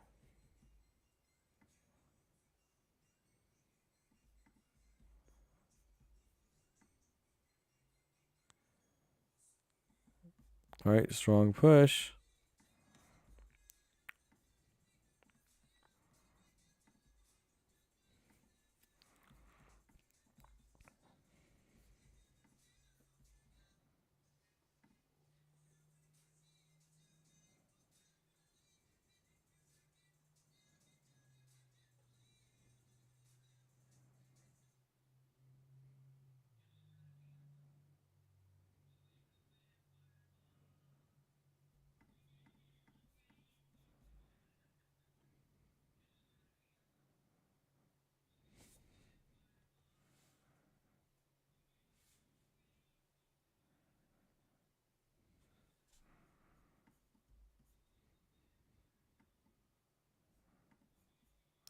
Second attempt at buying. So again, we did adjust it, our buy stops, because of the fact that it has a strong bearish momentum. So the second tap to the bottom end of this potential range, the bottom end of the range, may be right where the 30-minute EMA lies, and we're going to take a second swing at this. But again, we removed the buy stop, so because we removed it, this would be our first kind of setup that to see, right? But yes, technically second attempt, but still waiting for price to reach the 30-minute EMA, and then seeing how price reacts for me to be confident to enter the buy stops, and then waiting for them to be tapped in. All right, so we're just a few pips away now with the USD CAD. We were about 3 pips away. Now we're about 4.5, 5 pips away.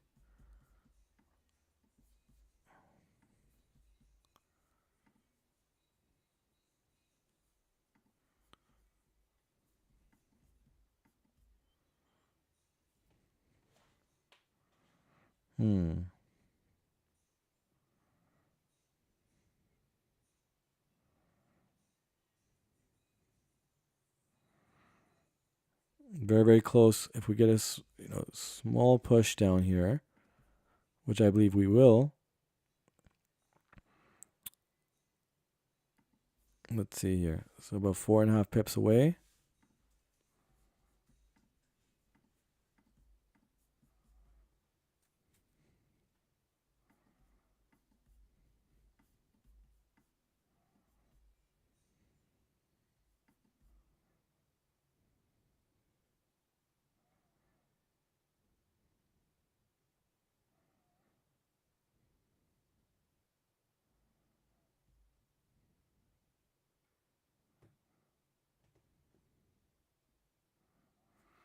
Let's see here.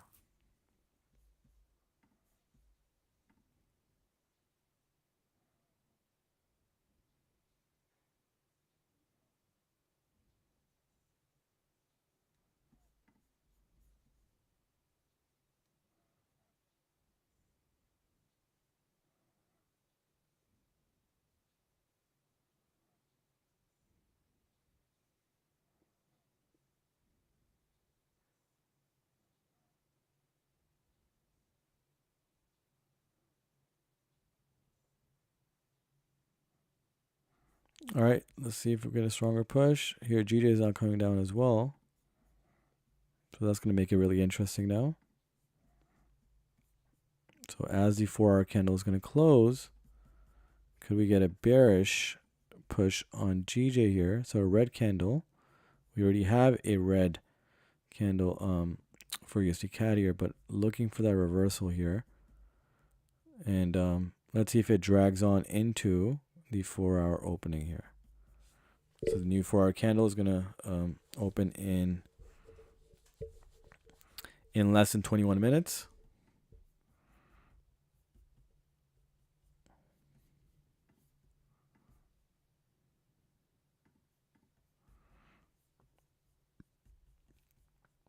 Still patiently waiting here.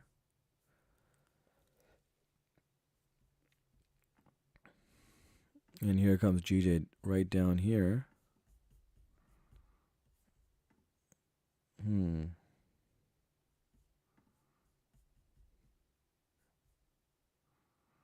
So again, no bottom wick on the current, or no top wick on the current candle.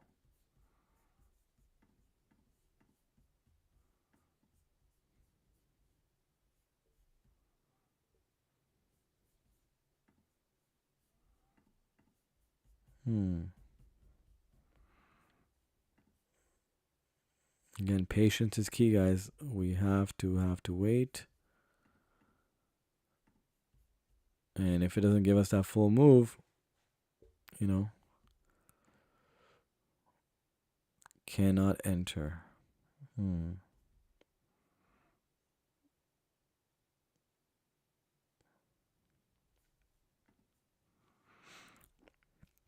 right, here GJ makes a strong push to the downside here. Again, I did mention that I wouldn't be looking at buys unless GJ makes a strong push to the bottom end here, where then I could set the buy stops up here, right, once it's down at least 8 to 9 pips. And we are approaching a 15-minute candle closure here. So we're going to have to see how the candle closes up. And again, USD CAD here also is pushing above with, I believe, no bottom wick. There's no bottom wick on the current candle. But here comes GJ. Again, need a strong push down to the bottom end here, which is another 10 pips away.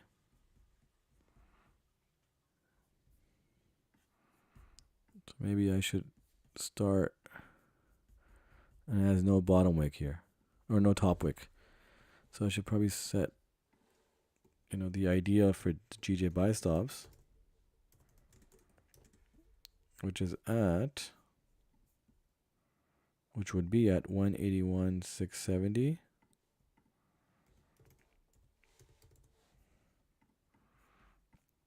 But need the price to push down here, guys. At least down here.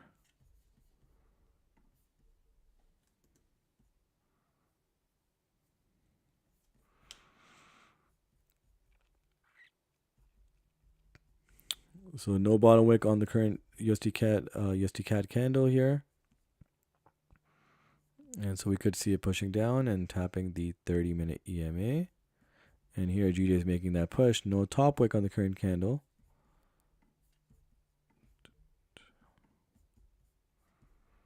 Strong push. 2 minutes left to close off the 15-minute candle. Let's see here. And USD CAD here as well. So it'll be very interesting now with the new 50-minute candle. Can we get a stronger push for GJ to consider the buy stops? And for USD CAD again, we're also looking at for it to go down to the 30-minute EMA. But that will defeat the inverse correlation, aspect here. So let's see. Again, doesn't mean that they don't move along the same lines or along the same direction. At times, they will. As long as you follow your game plan, right? We're going to follow every step of the plan here. And if they both look suitable, we're going to take both. If only one looks suitable, I'm going to only take one. But we are approaching a 15-minute close. And then the next 15-minute candle will close off to a 4-hour candle, 2-hour candle, 1-hour candle opening. So large candle closure coming up. Now here USD CAD is pushing down to the 30-minute EMA as GJ is, really pushing down as well. No top wick.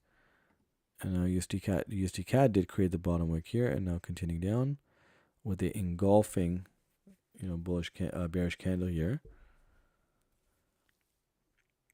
So less than a minute left. Let's see how the 15-minute candles close for both pairs.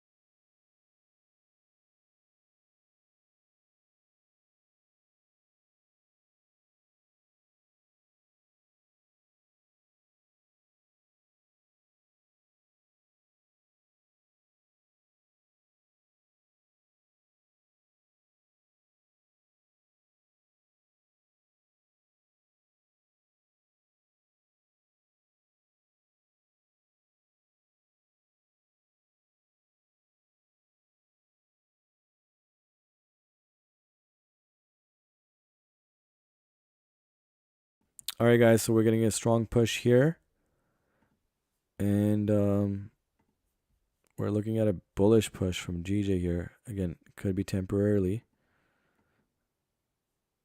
right? So the 4-hour candle closure is going to be very interesting how it closes, because look at the current candle for USD CAD. Of course, we have to factor in that huge wick in seconds that took place right before London opening. But let's see, nonetheless, USD CAD again has not gotten to the 30-minute EMA yet. And again, now guys, we're approaching the 4-hour candle closure. So you could see on the 4-hour here, this can be respected here. So we could get a push down all the way up to here, right? If you want to be exact.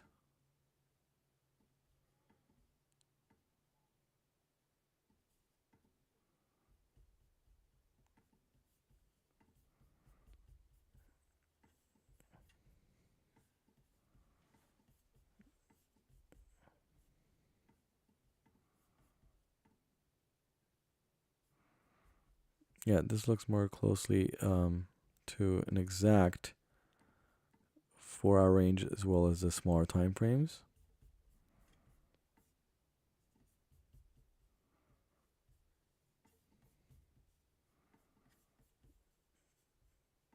Let's take a look right here.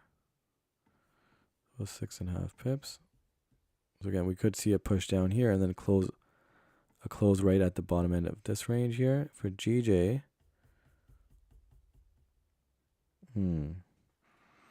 Yeah, I think we may have to wait till the 4-hour close, guys. It's just not showing strong signs of a potential reversal for both pair. At least not yet. So we have to be patient here.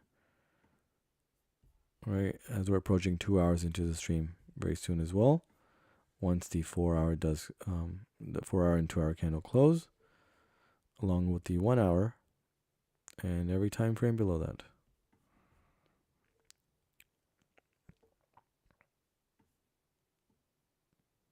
So looking for a huge push here in the next 11 minutes past here, and then I'm going to adjust the actually, yeah, guys, I'm going to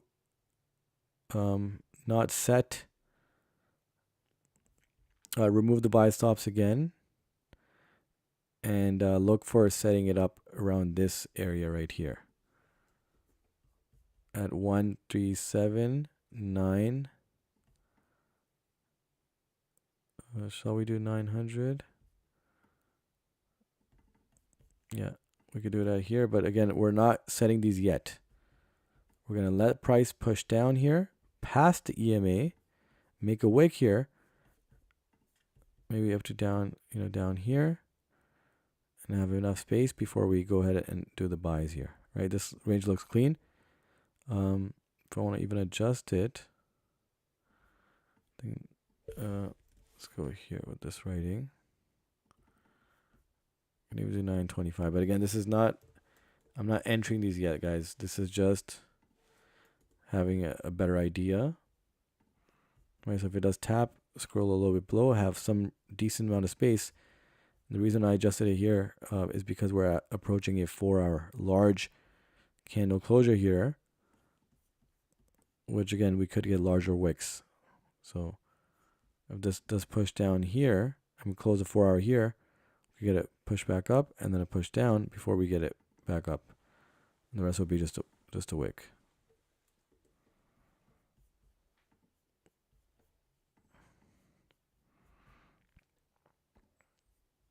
Yeah, so that's the idea. And we're very close here, less than 9 minutes left.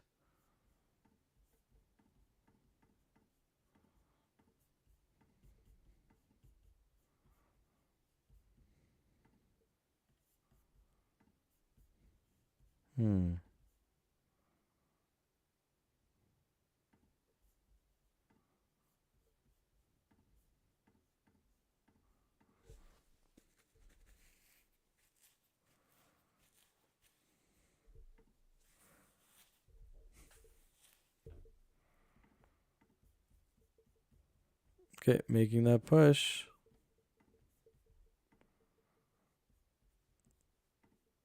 Yeah, so GJ is making the opposite push here. So 4-hour could be a green candle here, and can come back strong to close off the hour. We got 8 minutes left.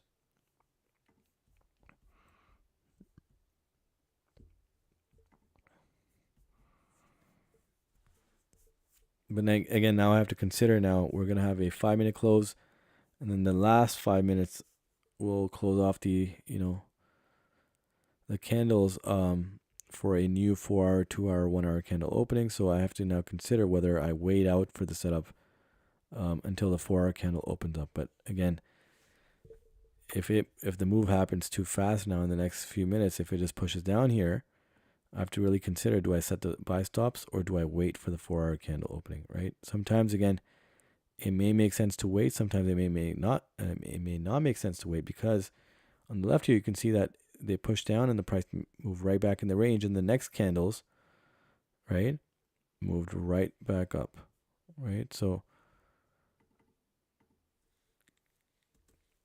can use, the candle closures at times to your advantage, and maybe enter the buys or sells, the buy stop, sell stops ahead of time before the large candle closure, and then you could see price, switch and return, and reverse, and have that new candle, large candle buying pressure or pressure, for or towards our direction. So again, here's GJ. I do have this trade idea here, but again, it's still an idea right now as we're approaching the last 7 minutes before the candle, large candle closure here. I'm still waiting patiently for the 30-minute EMA tap to see if we go ahead and set the buy stops right away, or we wait for the price to push below the EMA.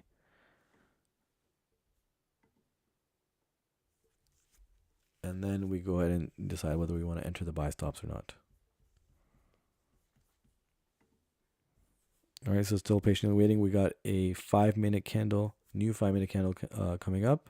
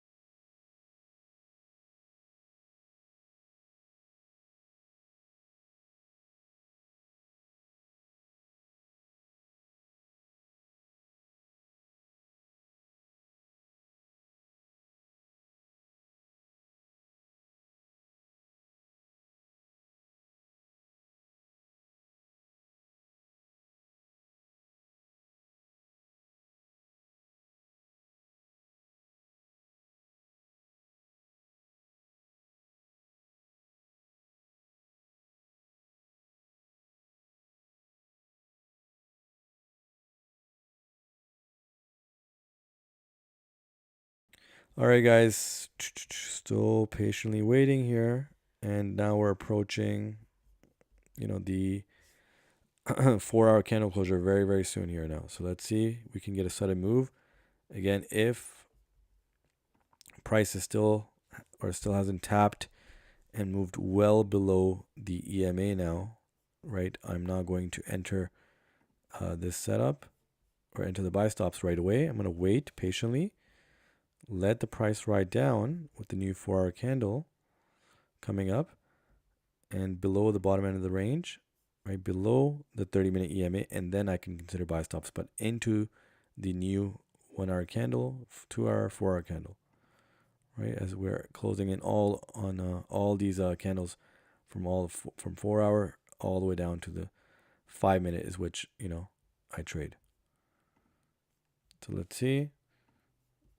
And GJ also seems to be at the bottom end of that range, but again, not too confident with GJ as it has room to push down. I mean, look at that 4-hour close, potential close. Wow.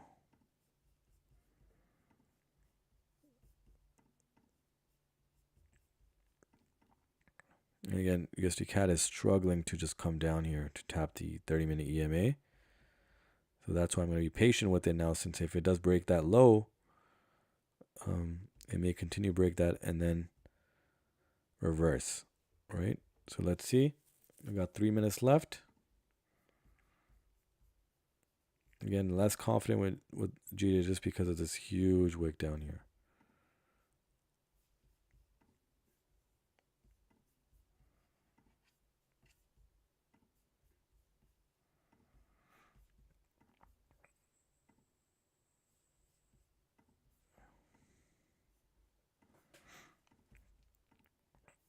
Alrighty.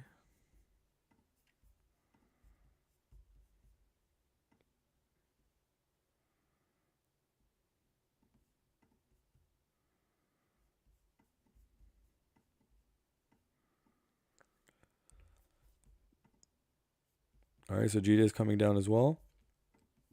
And so is USD CAD here. So I'm going to wait out for the 4-hour candle here. So let's see, guys. Gonna get some fast action here. We're going to wait out for the 4-hour candle closure to take a decision. Right, so I'm not going to do anything prior to the 4-hour candle closure. It's too close of a call, and just have to be patient here.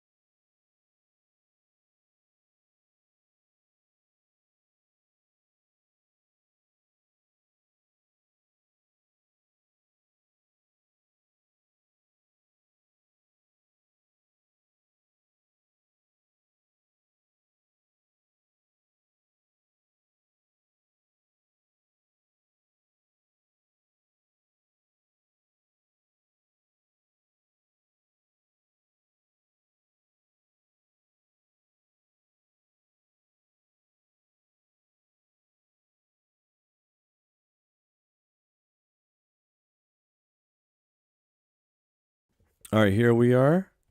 So new 4-hour candle here. So GJ is also resting at the bottom end of that range. But you can see how the 4-hour closed up here, and you can see the 4-hour can ride all the way down here for GJ. So that's why I don't feel confident with the buys for GJ. But definitely I believe for USD CAD, we can get that switch here, the reversal here. But the EMA is too close of a call here.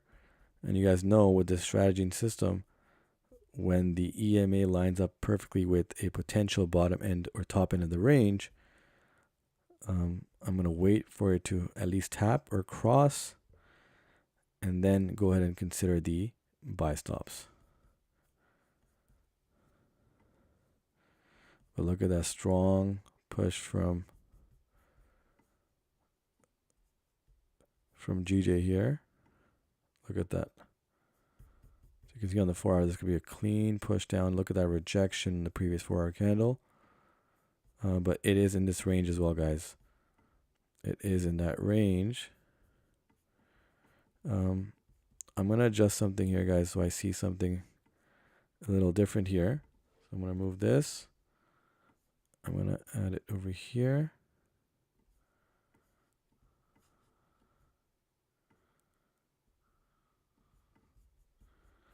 And I see something along the lines of this as well. So since this is confusing, I'm just gonna move this, and I can see something like this as well, guys. Look at this. Look at that.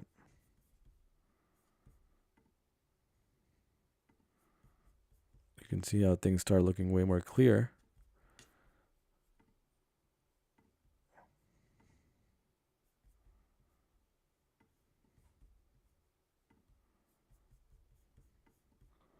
This would still be up here though, right here.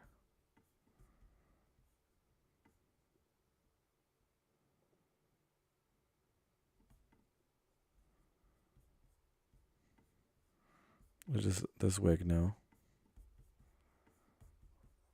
So let's look at this range, guys. This is about 50 pips.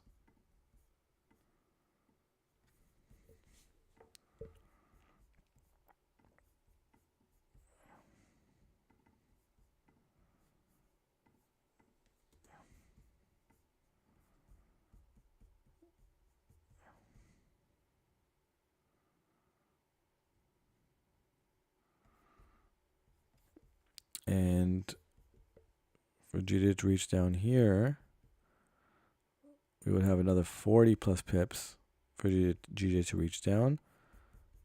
So again, nothing that's not doable for GJ here, but for USD CAD again, I'm looking for that tap and for those buys here, but I need a strong push down here as well for USD CAD to get a potential buy stop ready.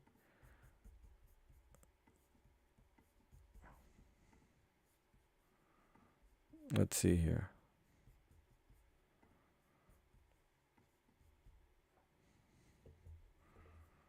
For GJ again, I would need a push down here. Now I'm still looking for a stronger push below here so I can set the buy stops here. But again, it could leak all the way down here.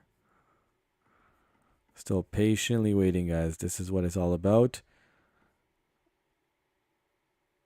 And to lower your risk, you have to be patient here. It's part of the trading game.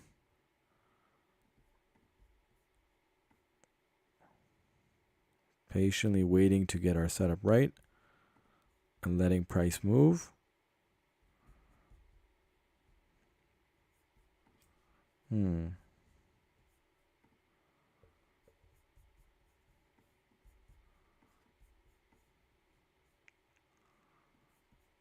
you can see how GJ can easily come down here and then wick all the way back up top here.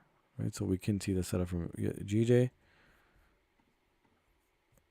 But as you know, with every range, I need it to drop below the range, especially with GJ looking at the left. And then the potential reversals here. But look at this, clean touch, top to bottom, top, and then bottom here. And then the reversal here, which would be probably at the 1 hour EMA. You can see at the 1 hour EMA, by that time, it's going to reach right here. So we can get that tap here as well.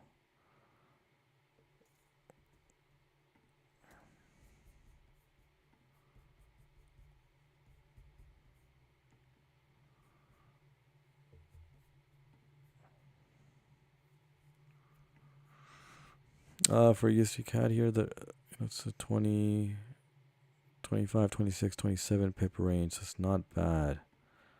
It's a decent size range for USD CAD.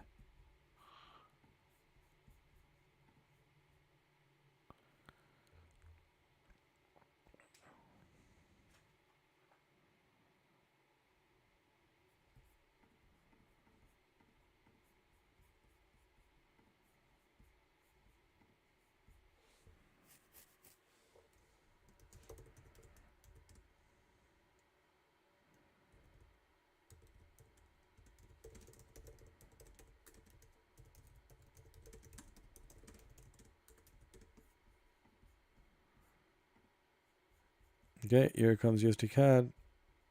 Just keeping an eye on this.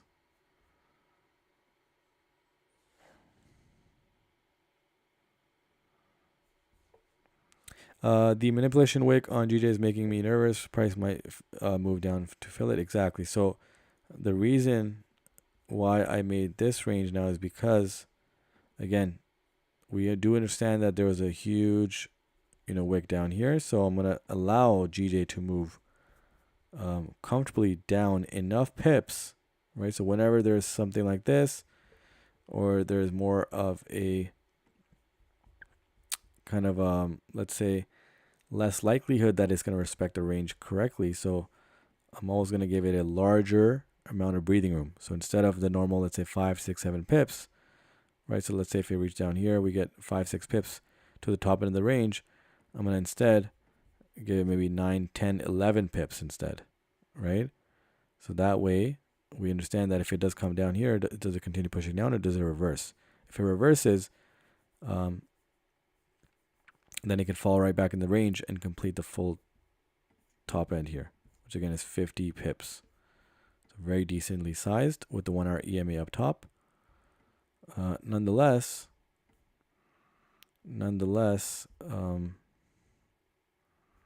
again, you can even see this, guys. Look at this. Look at this. This looks pretty convincing as well.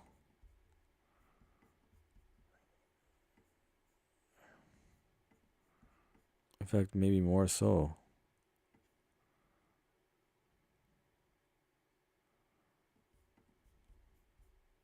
Look at that.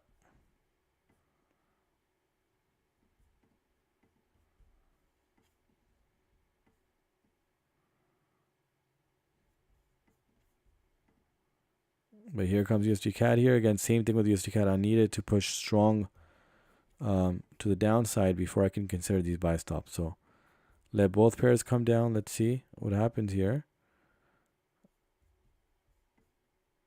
You can see it's struggling on the upside here. GJ is, but nonetheless, you can see how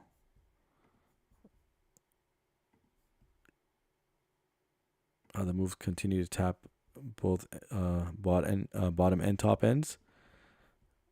It's a nice little range here, but again, this also looks more like this one a little bit more as well because it's more exact here.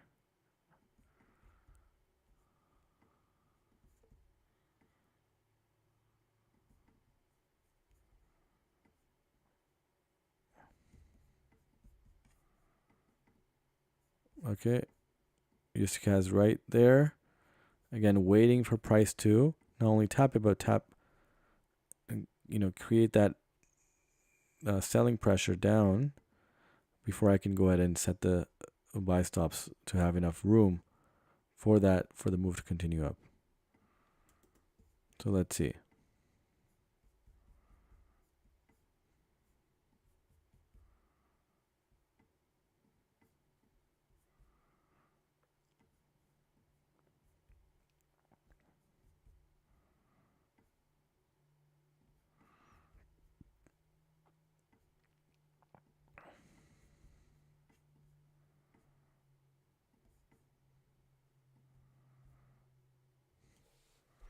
Alrighty, so I like this range here, guys. Has more exact taps at the top and bottom. We're gonna go right here.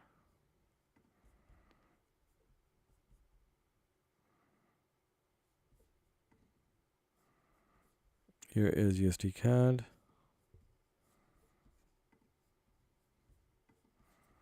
Nearly about to tap it.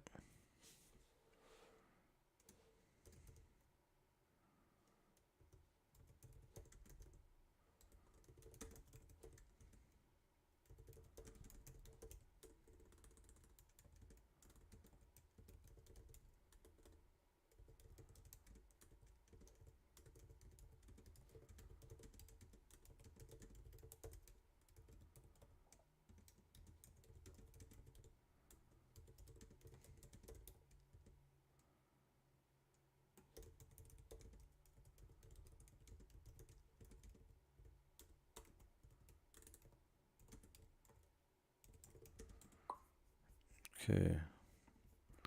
All right, still waiting for that.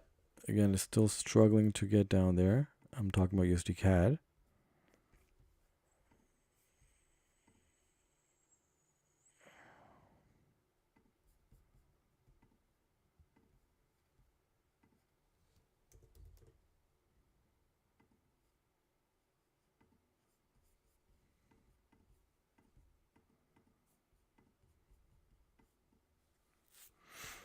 Alrighty, let's see here.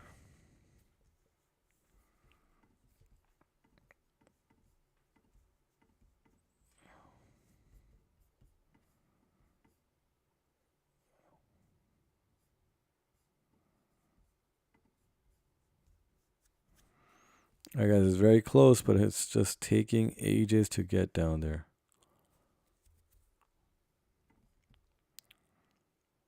It was about 1.5 pips away, but now it's about 3 pips away. But again, looking for the move, strong push down below it. Right, strong push below that.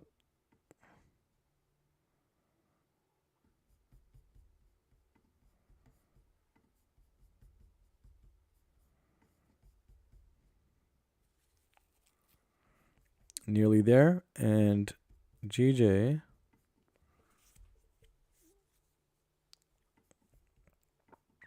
Again, it wouldn't be wise to take this buy here, guys, just because I know there's an alignment right here.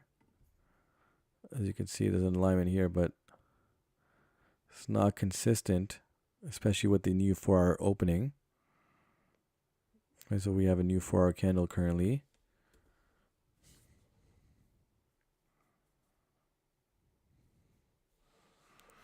There is movement in the market today. Let's see if it can reach our setup exactly. So yeah, the pairs are moving, guys. I mean, no problem with pairs moving. Of course, USD CAD slow down, pushing down here, but nonetheless, we have seen the pairs moving, which is good, right? The last couple of days and over the last week or so, we've seen price slow down drastically, where it was just a struggle. The patience really was just for the pairs to move. Now the pairs are moving, but we're not getting it to our target area quick enough, and we've just settled. And then once there's a new hour candle or so forth, it kind of shifts the whole setup here, and that's where I kind of had to continue to shift the USD CAD setup. And now we're approaching the 30-minute EMA here, but still, because there's still bearish momentum, and it's just slow moving right now. Once it may reach here, it may kind of push down stronger, and that's the move I'm looking for to then enter the buy stops for the price to reach right back.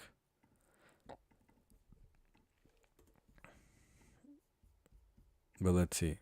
Again, GJ is, I think, more taking it more safely here, just because again the left could reach the bottom end of that. So I want GJ to reach past down here, so I could set a comfortable buy stop. And if it does continue pushing down, that's completely fine. We won't be tapped in, right? Let's see here again. USD CAD still did not reach the 30-minute EMA. It was only a half a pip or 1.5 pips away. But nonetheless, let's continue to take a look.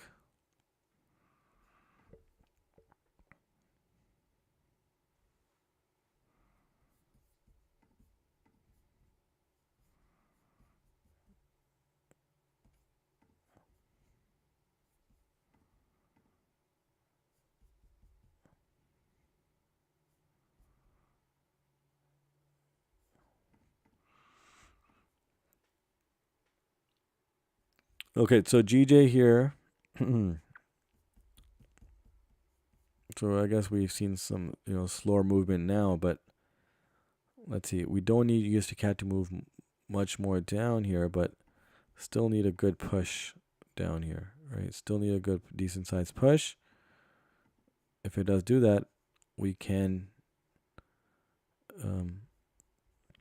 I will be entering the buy stops for USD CAD. For GJ, on the other hand, again, still needs to come down here. Still needs to come down. And I'm going to allow GJ to come down at least a little bit more rather than this area right here. As I mentioned, because on the other side of things, this range could be valid here, but because of how GJ moved, not willing to risk the buys here, just because again it has room to move. With the you can see even the 4-hour candle closed pretty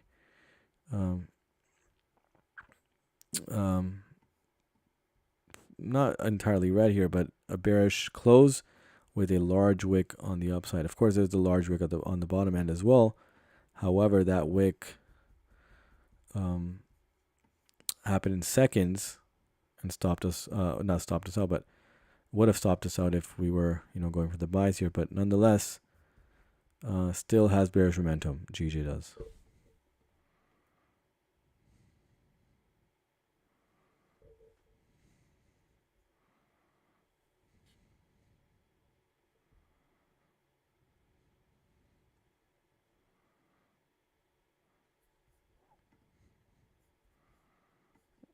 Okay, so now USD CAD seems to be floating up. I mean, it's caught up in this consolidation zone right here, so you can certainly see it come back down. The 30-minute EMA is too close to the price to not be tapped. And again, it has to tap that and push down past it for us to enter the buy stops, right? So that's the game plan, just waiting for a price to push down here. Looking at the left, you can see that price can certainly come in this area right here. And once it does come here, then we have to react accordingly. We have a game plan set. Just need price to get to that target zone. Is it good to take one large position in a pair or 5 to 6 smaller positions in the said pair? What's your view on this? Okay, so I always mention to you guys, or I have mentioned to you guys that, again, if, for example, we're taking, let's say the USD CAD buy stops, right? Because looking at the range, and again, with the strategy, you have to understand the size of the range as well, right? So whether it's smaller on the smaller end, medium end, or large end. If it's medium size, which can have multiple TPs, it's not going to be a 1-to-1 ratio. I would open up smaller positions with one having a TP1 target, right? So stop loss will be the same for both positions. So let's say this was a TP2 setup here, right? So this whole setup was a 2 TP setup here, 30 pips, 15 pips each TP. So for this pair, I would have 2 positions open. And each position, so if I was going to open one position, let's say a 2-lotter, right? So 2 lots, I would break that down into, again, because this range can have 2 TPs set accordingly, right? Safely. So you have to kind of get used to understanding what the size of the range in terms of the pips. Is it on the smaller end, medium end, or large end? So this is on the medium end for USD CAD, 30 pips, considering that we're scalping, in a given session. So 15 pips each. I would, instead of opening 2 lots on a single position, I would open up 1 lot on 2 positions. Both of them having the same stop loss initially, of course. And then one position having TP1 as a profit target, and one having an open end. Or if you know the target here, you can hit the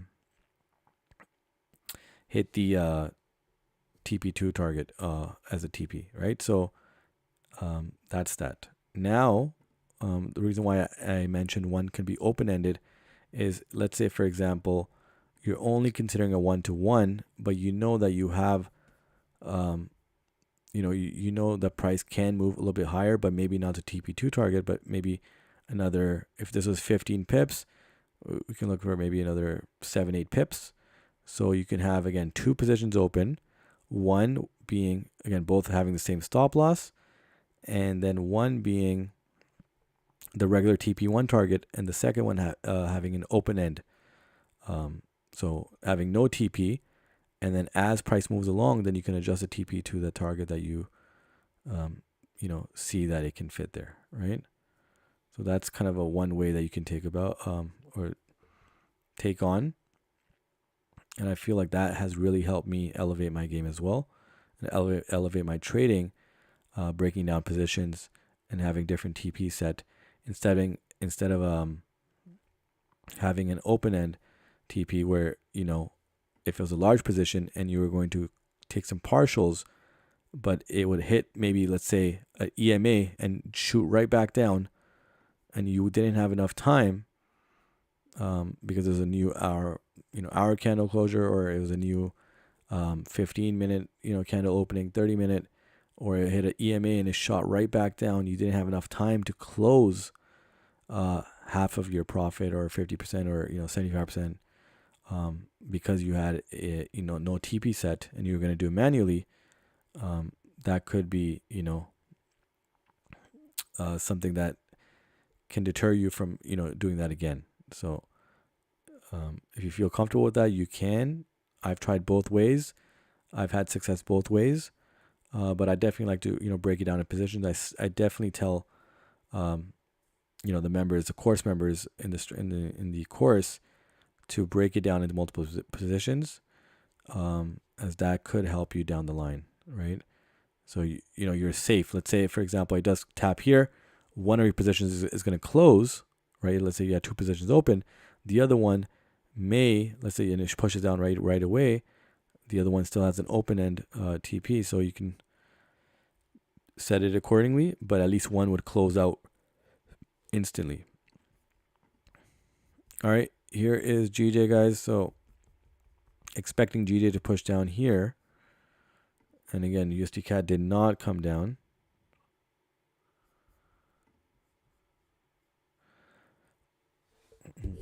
All right, is it still choppy, my audio? Unless my voice is choppy, guys. It's probably due to lack of a lot of sleep.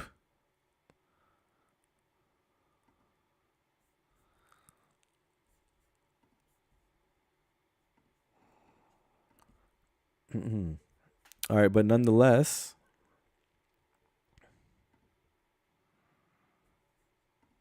we are in these setups here. Let me drink some water, guys. I think it might just be my voice that's being choppy.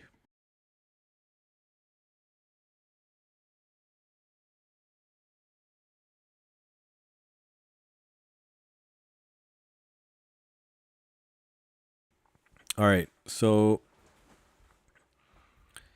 let's get right back to this. Again, still waiting for GJ to push down here. We could get some volume pickup here as we're approaching a 30-minute candle close. 15, 16, 17 pips is not a big push, for GJ. We could get it down here. Then we're going to look to see if it levels and moves in parallel to this wick down here, or does it come right back? But again, it still pushing up here. Let's see USD CAD. Now USD CAD is pushing down. Let's see. We're getting a strong push from GJ here to potentially close off the 30-minute candle here. And you guys can see now it's respecting here. So I can definitely adjust the range here if it does respect it. But by that time, I'm also going to take a look at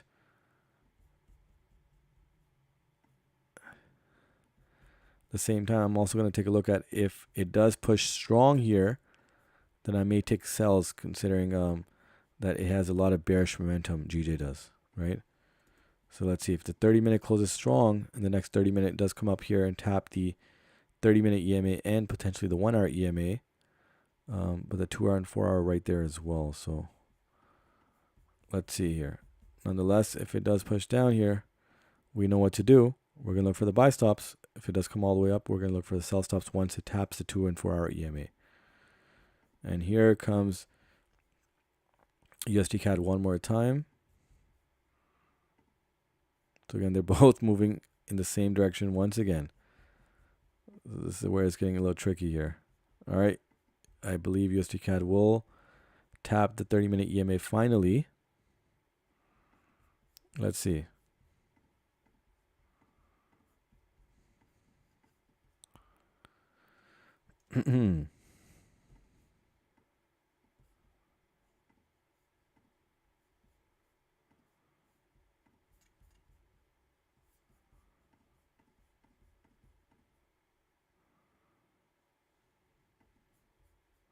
Okay, here is a tap. And here GJ just made a reversal here as well. So again, I'm still waiting for a stronger push below here. We're going to get a new 30-minute candle as well. So that's where now I may just wait out for the movement here from USD CAD. I mean, it can certainly come all the way down here. Look at that look at that bearish push here, guys. It can come all the way back down here. I did mention that there's a range here in play as well. I removed it just because it's going to get in the way, but you can see, especially on the daily here,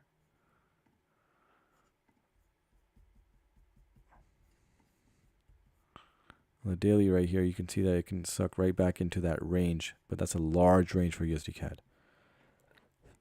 If it was earlier in the week, I may have considered that full setup and maybe some sell stops down here, for a long swing setup, but not going to consider that, and still looking to consider these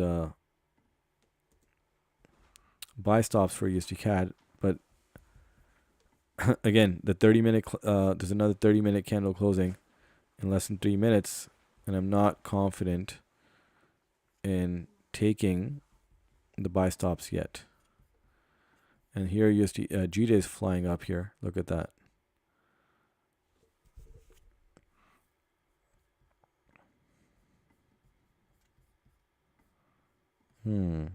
Let's see here. Look, at less than 2 minutes left, guys. And wow, look at that strong bullish push from GJ.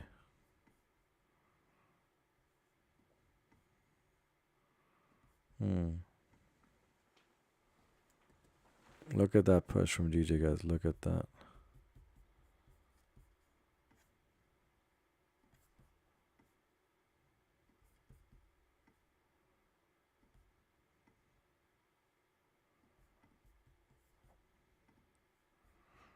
All right, so we're getting a push from USD CAD here now. So it did tap the EMA, but we're too close to another 30-minute candle opening. That have to just wait, guys. Have to wait here. And here comes GJ.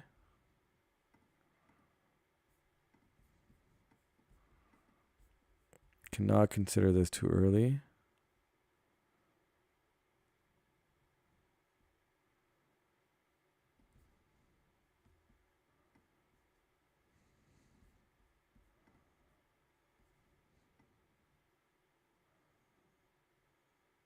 $13 and $13. All right, less than a minute left, guys. Let's see. Let's see here. Less than a minute left. Can we get another push down here before setting the buy stops for USD CAD?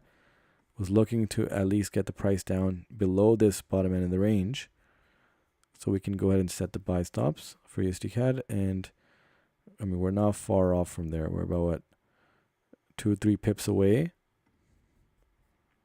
to get there. So very, very close here.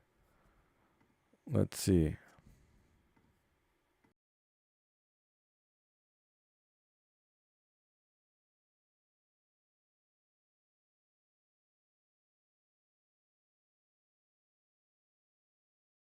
All right, here we have a strong bearish push from GJ.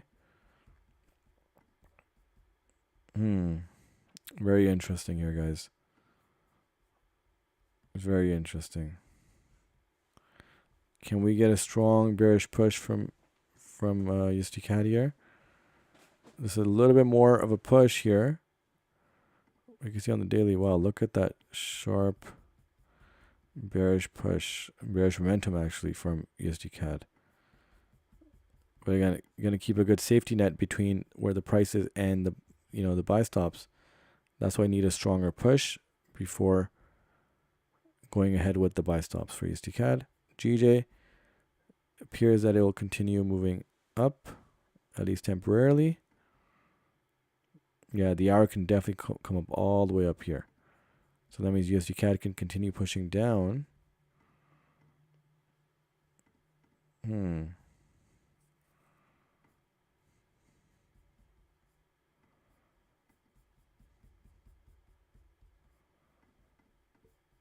Let's see. It needs to come below here, guys, for me to take action on the buy stops.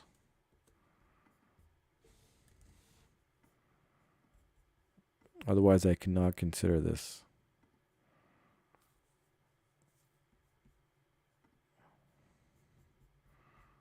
Look at that. No top wick for the current 30-minute candle for GJ.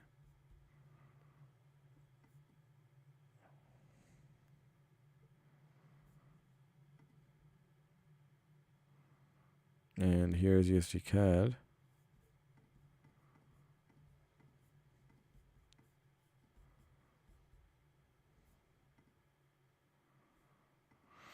Very interesting here.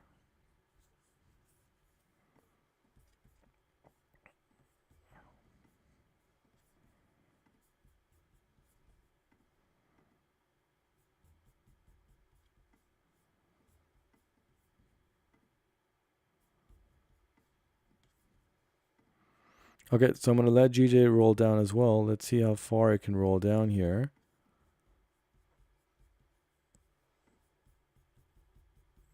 You can see the bearish momentum on GJ is so much stronger here. Look at that. It's been ongoing for 2 days now. I should say 3 days.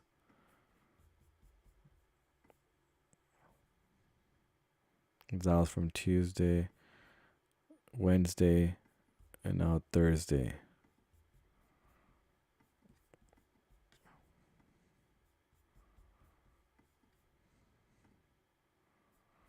Okay, seems like USD CAD may have reversed, but it's still right on the 30-minute EMA.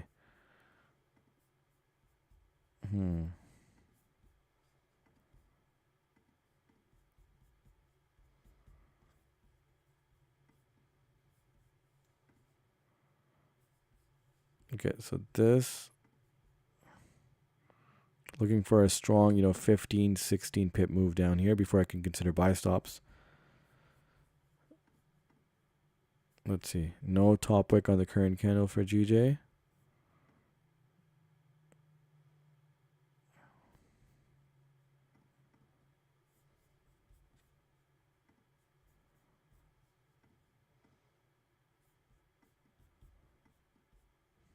Okay.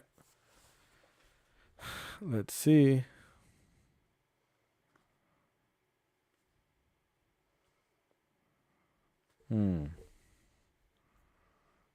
Does it push strong? Again, both pairs are moving exactly alike here, which again is not usual. If you guys are attending this, if you guys do attend the streams here, it's not usual that they move in the same direction, especially during London session. There will be some times, but not the usual. Again, I still don't feel confident because looking at the left, I could see that USD CAD has room to push down here and reject the 30-minute EMA, or sorry, not reject the 30-minute and continue down.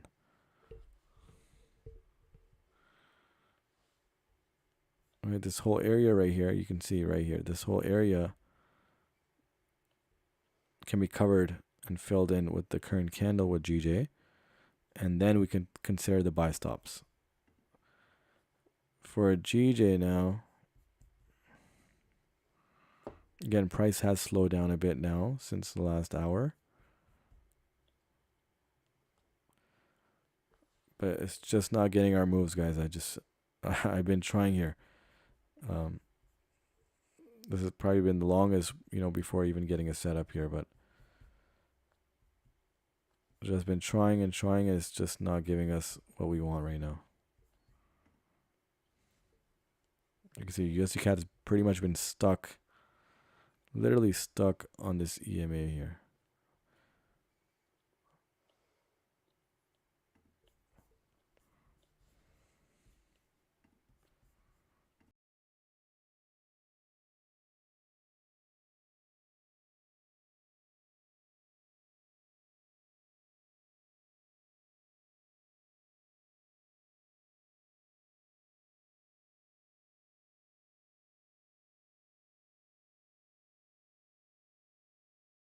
All right, here is making a move, guys. Let's see. Here's USD CAD for you guys. Let's see. Can we get a strong push here? Another 4, 5, 3, 4, 5 pips. Or does it not give us that?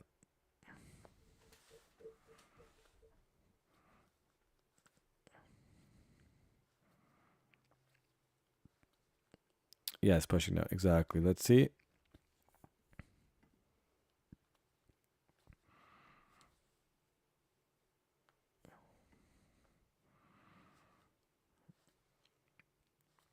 But again, it's been very slow around that 30-minute EMA. So first it took some time to tap the 30-minute EMA. Now, since it has tapped it and it kind of just closed on top of the EMA, it's just been, kind of revolving right around on top of the EMA now.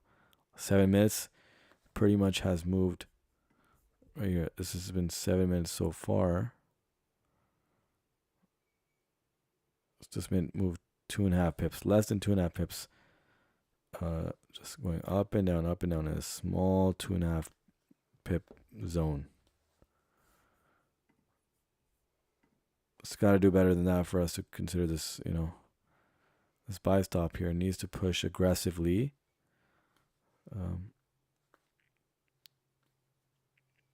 To get it down below the bottom end of that range. And then I'll be more confident in taking the buy stops. But need this to push.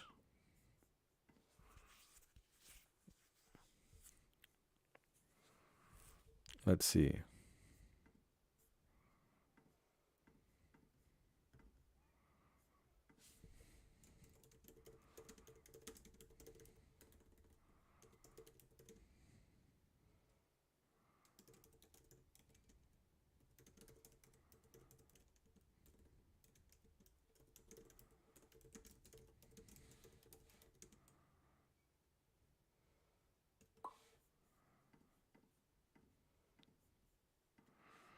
All right, making that move. And we're going to get another 5-minute close coming up.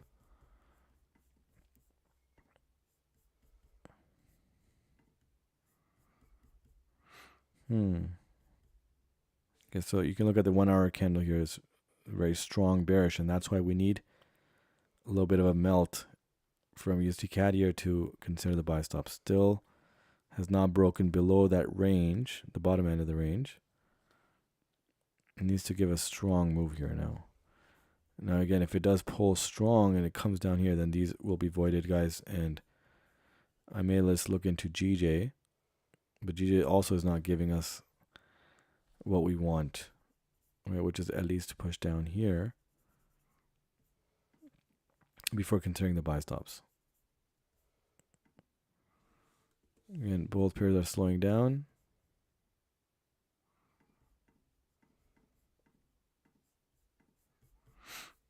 All right.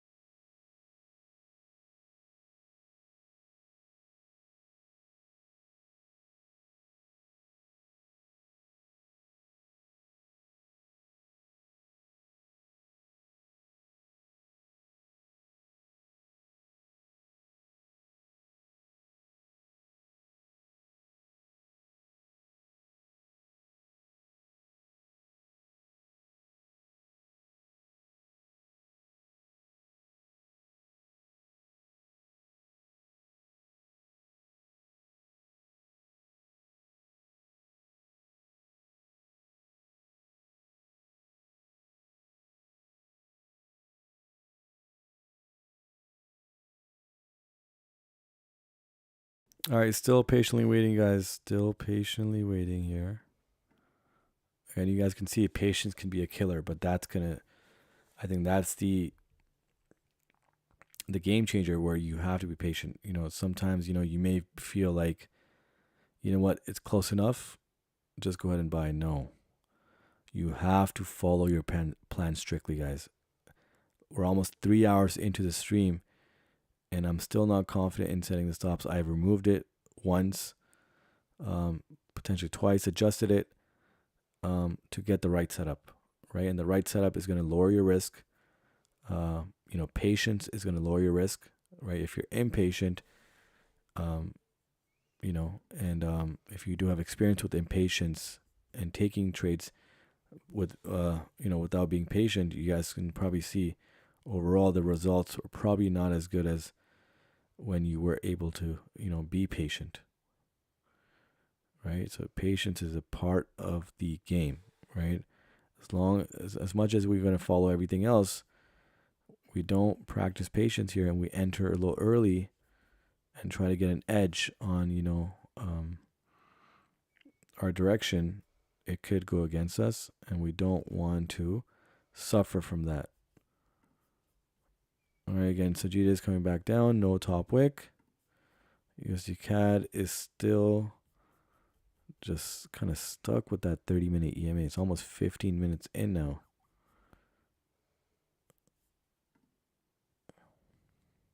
Wow. Okay, let's see.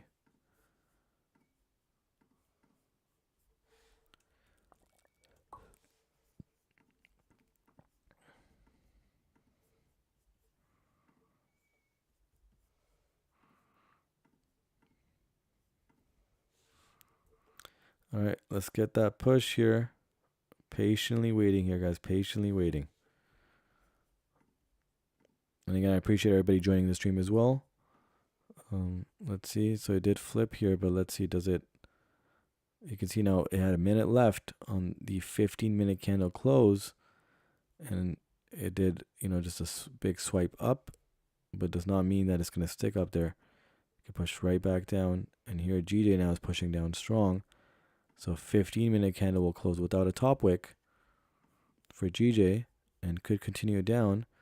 Now again, if GJ does push down all the way over here on these lows, I will consider the buy stops up here to continue up. With GJ, you can anticipate that, we do know that there's bearish momentum, right? That's pretty obvious. But that one green candle is going to get you to that TP here. And that's what I'm trying to target here. If the, price does come down here, to target the buy stops. But wow, now USD CAD is moving here. So let's see. Again, did not follow the plan, guys. It did not get down there. So I would be, avoiding entering or avoid entering the buy stops for USD CAD here. So no harm in that. If it does not follow the full game plan, that does not follow the system, cannot take that entry. And no bottom wick on GJ here. And now it's going to fill up the previous wick candle on the upside. And then it can go ahead and tap the 15-minute EMA. Wow, look at that strong push, guys. Look at that. Look at that.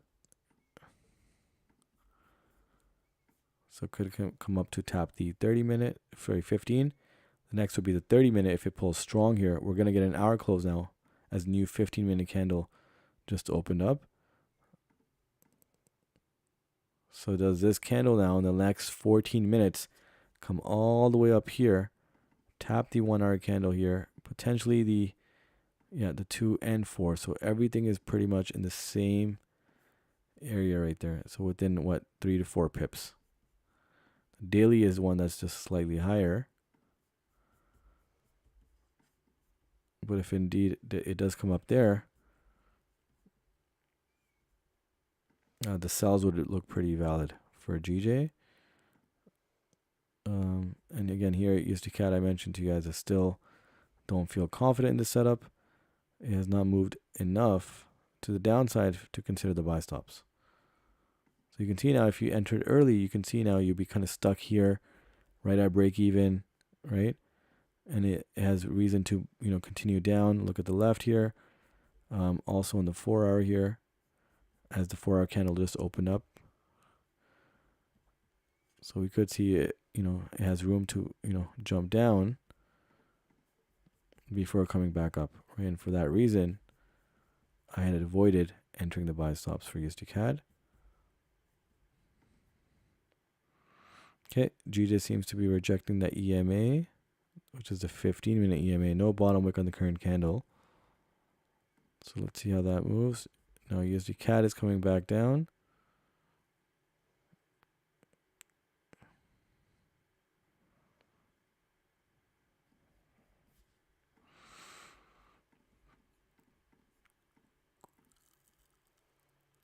Alrighty. Again, I wouldn't be surprised, guys, if GJ makes a huge bullish push here, right? One green candle can do the trick, and this may do the trick here. I mean, it's a lot of movement here to move 40 plus pips up above before the 1-hour candle closure here. So I don't know if it'll do that full move, but USD CAD certainly is making its way back down. And you could see the consequences of entering too early here, thinking that, oh, it's just going to continue up. And again, it can. But more often than not, you're going to be stuck like this. And, sooner than later, you'll realize that entering early on impulse here, thinking that it's going to go in that direction fully, may not always be the case. And you may always end up in drawdown and heavy drawdown before it may come back up. So it's a lesson learned for me a long time ago. And that's why, again, if it does not follow my plan to the T, which I can get a lot of setups to the T in a normal session, especially London and New York. If it does not follow it, I'm not going to go ahead with the limit orders, buy stops or sell stops. Still have to be patient here, guys. Yep, almost 3 hours in and still having to deal with this.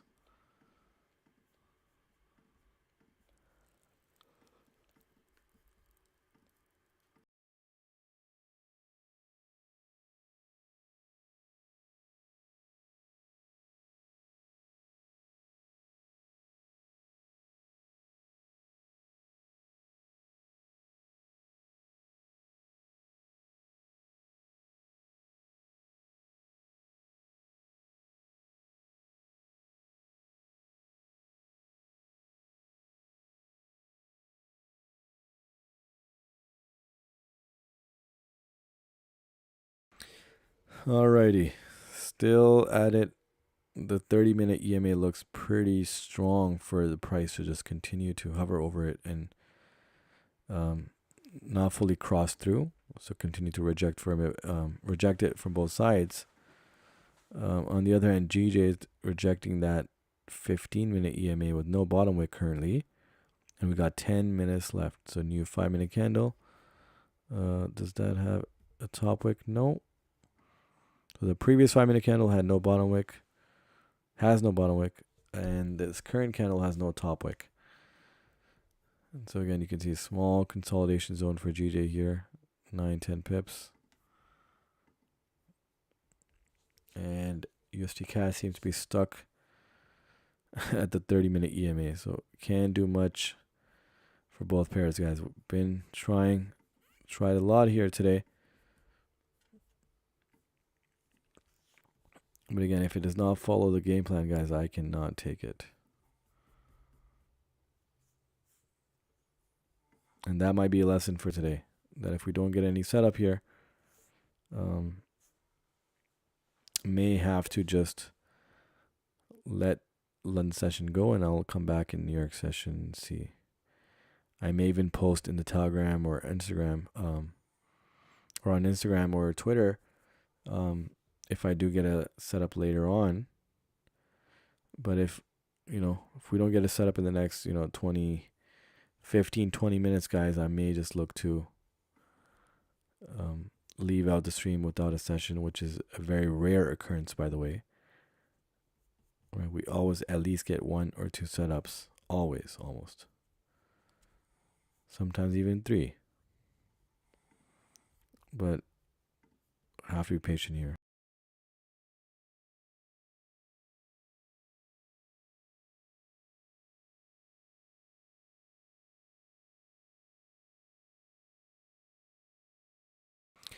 So you can see again, USD CAD is making attempts to push above, but that 30-minute EMA is still holding strong. And again, it could fully reverse all the way up, but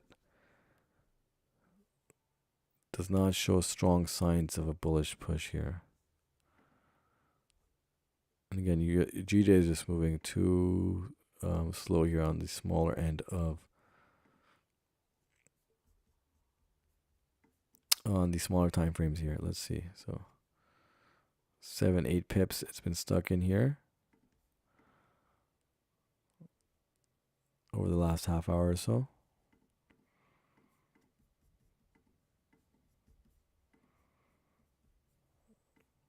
And I think we're gonna get right to the next hour, right? So price may just kind of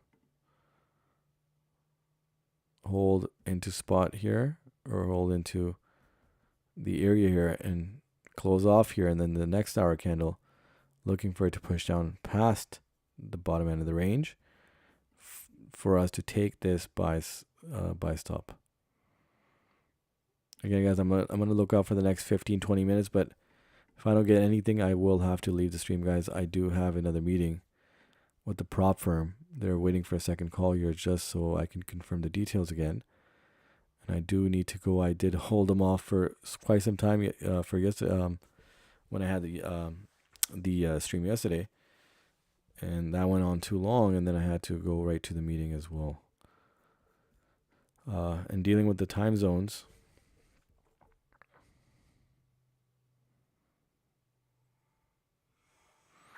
The time zones, with the prop firms and their companies set up in different parts of the world, and me being in Canada, I have to deal with that as well. Right, so before they leave office, I have to communicate with them. So I would have stayed longer, but again, I cannot seem to get a setup here, right? Maybe not even the next 15-30 minutes. So may have to post on my Instagram or Twitter or Telegram later on, as I always keep an eye, always keep alerts on. Yeah, so it seems and appears that maybe this was the candle to push it up, but there's not. There's a sorry. So this bottom candle, this 5-minute candle has no bottom wick, so it can certainly come right back down. And again, we're going to close the hour. If we can get a strong bearish push with the hour, and then the reversal here, that would be good. So again, another 15-20 minutes to see what we can do here. But it has to make some drastic movements here in the next 1 hour candle opening for me to consider the setup and continue to stay on the stream. Okay.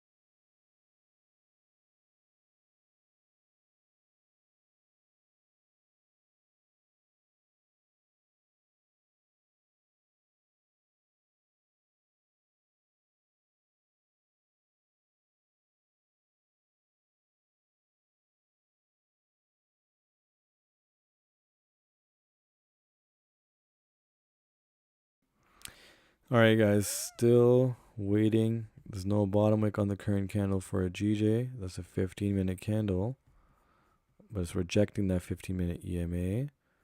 And GJ's, so USD CAD is making that push, a strong push. We have an hour close coming in less than 2 minutes, but you can see it, the range is being respected, right? So that's the biggest, takeaway here, that no matter what, even when GJ dropped here, right? I think I took away the top end of this smaller range here, but when GJ dropped here, it still respected the range, but we weren't able to catch it because our system is very safe proof, right? So if it doesn't allow the price to drop below a certain amount of pips or above, depending on if it's a sell stop or buy stop, we won't take that trade. So we have an added safety measure in place to lower our risk. So that's the beauty behind the system along with the strategy here. All right, so the hour candle is going to close now. So we have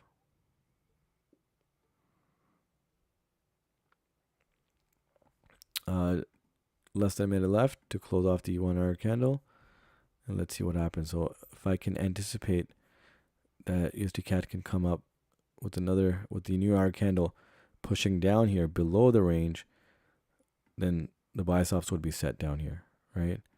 And then again, I'm willing to stay on the stream longer, so we can go ahead and see what happens here and be tapped in and so forth. But again, it's a rare occurrence, guys, that we don't get a single setup, because I'm very quick with these setups, but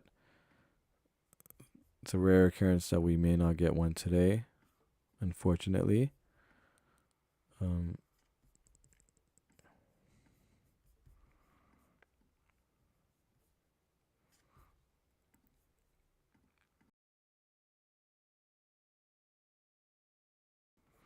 right, let's take a look now. So new hour candle, new 1 hour candle here.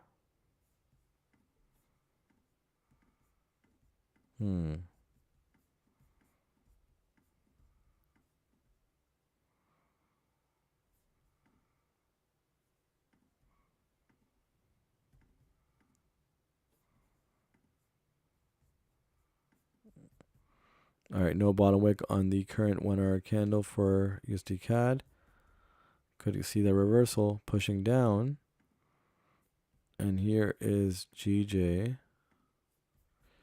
No top wick on the current candle. So again, even with GJ, guys, if I get a strong push down here, right, if GJ does push down here, that's going to give me enough space, or at least like 14, 15 pips down here. It's going to give me enough room, about 9 to 10 pips, to set the buy stops once it gets down here for a potential reversal here. Now here is USD CAD. This is the 1 hour candle here.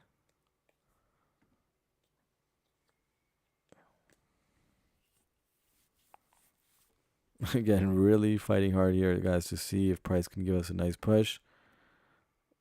And at that point, we can go ahead and enter the buy stops here for GJ. Is still, again, a question mark.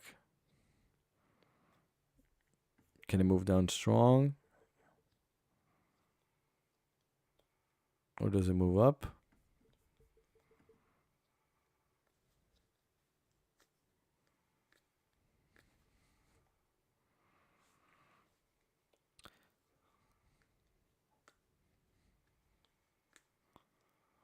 Okay, sure, I'll be waiting on Telegram and stuff for your message.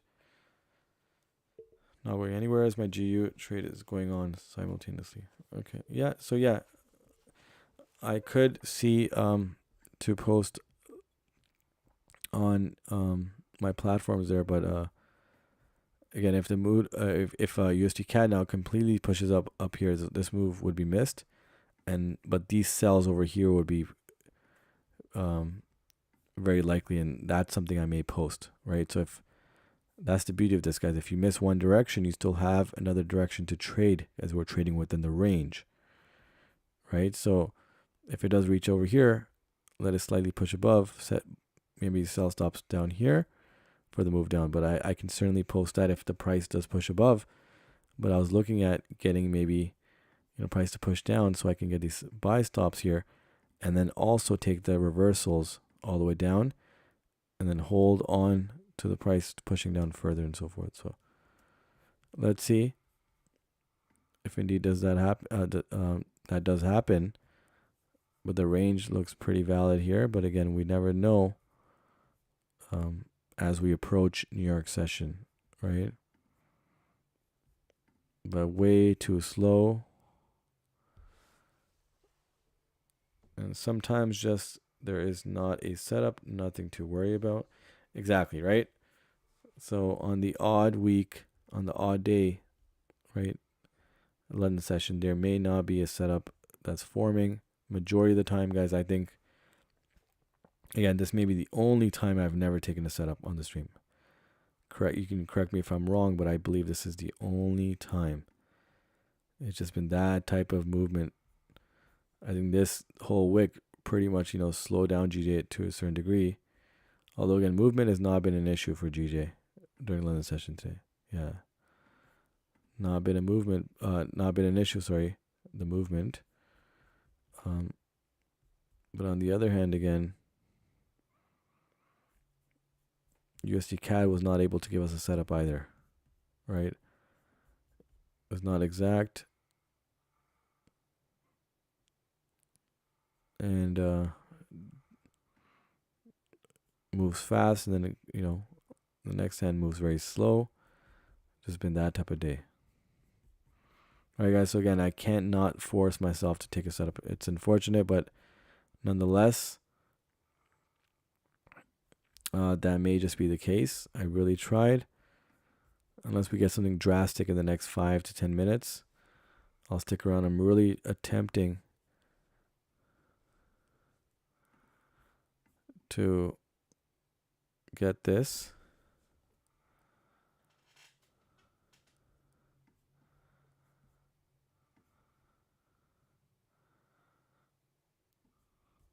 You can bring it down here if you want to, kind of dumb that down here.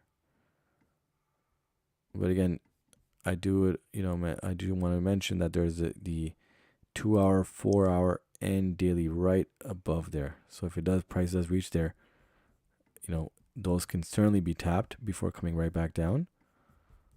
On the other hand, USD CAD seems to be making that move, but then slows down right away. Look at this, right? This is what I'm talking about. This would be so painful to trade here, because if we took that early entry, let's say, and did not wait for the break below, it'd be so painful, because look, it would come up, then come right back down, exhaust itself, come up, then come right back down, now come up, and now it's coming right back down. So to avoid that type of setup, it's better that we get the move down first to even consider the buy stops in that place. And GJ no top wicks, that's interesting for me. However, I need a large push. For me to be really interested in the setup, I need a large push, like another 12, 13 pips. Then I can consider the buys. For me, then I'll stick around in the stream.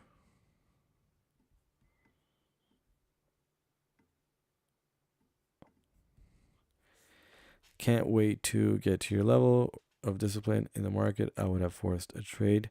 Yeah, the earlier side of myself, right? The earlier version of me, as a trader, would have definitely taken a trade much, much earlier. There's no chance that I would have waited, or I should say wasted 3 hours. But, time does teach you, right?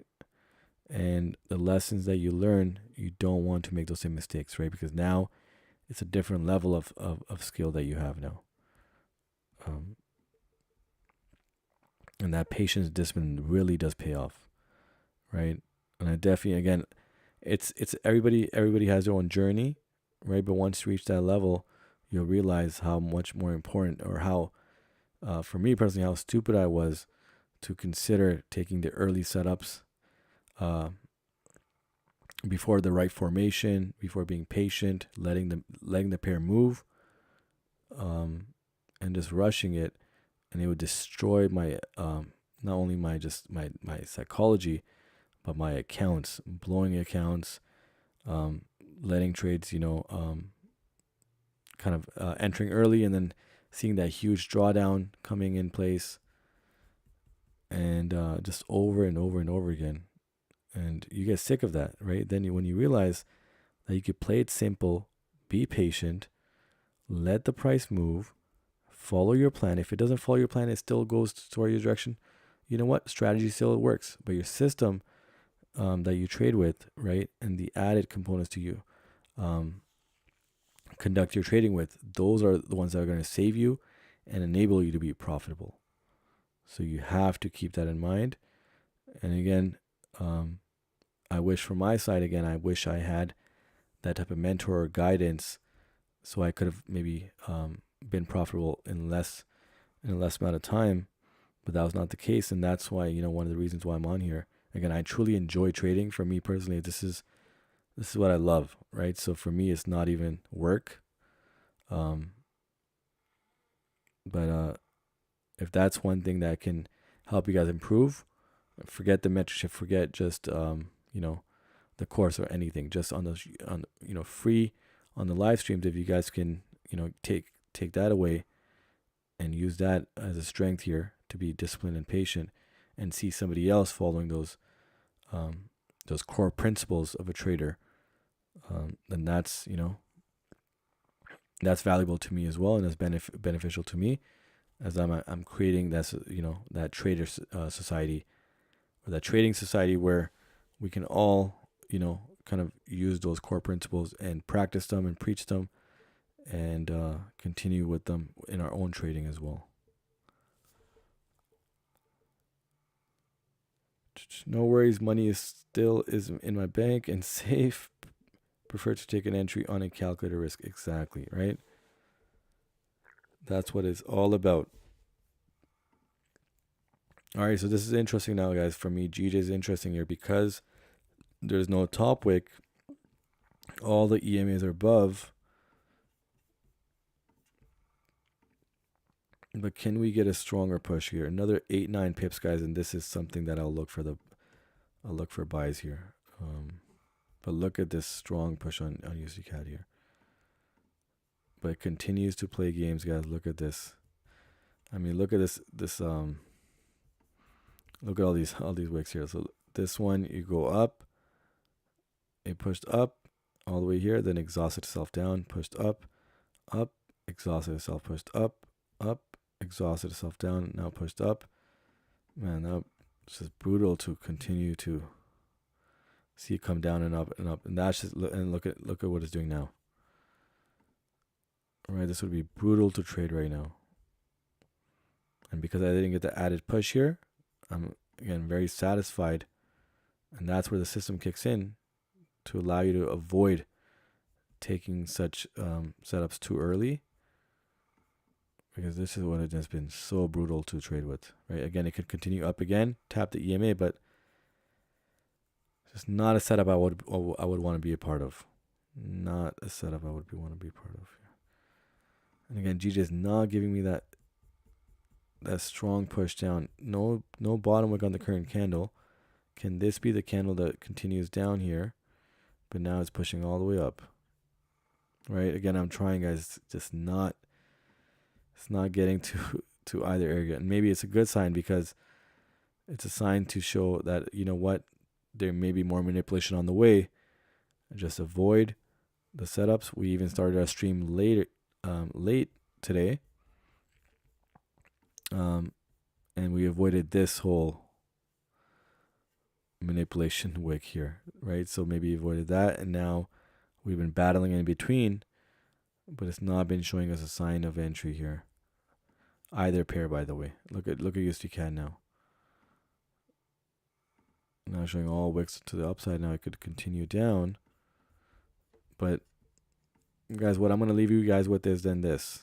So I'm going to wait for USD CAD, right? If it does come down here, break below here, and consider these buy stops. But again, it would have to be in a timely manner. If it's, approaching New York opening, then you really want to be careful, right? Because I mentioned to you guys, look at all the fundamental events right after New York opening, right? All the way even to 2 hours in to the New York opening, we got all these things. So if this does not set up prior to then I'm not looking for the setup anymore. I'm going to avoid it.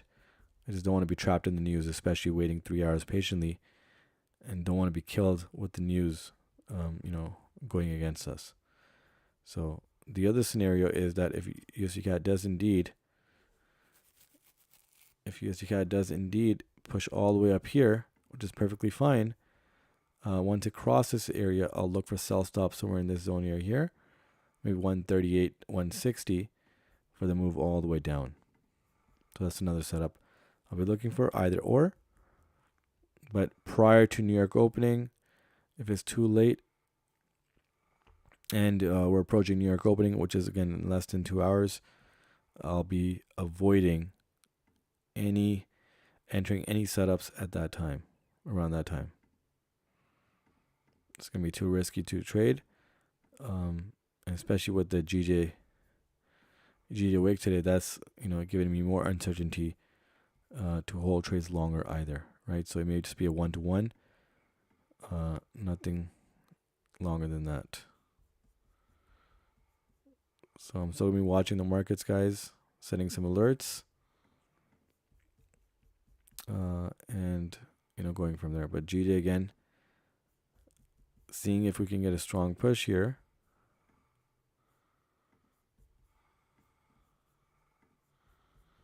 Can we get a strong push here?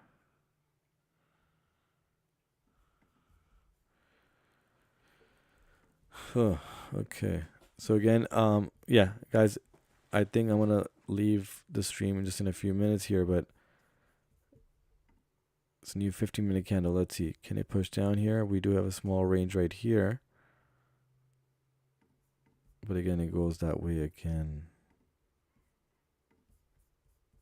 It's not giving in.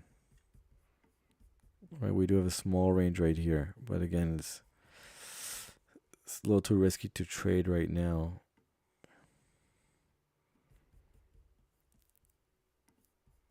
Again, waiting a few more minutes, guys. Again, I tried, but it's nothing here.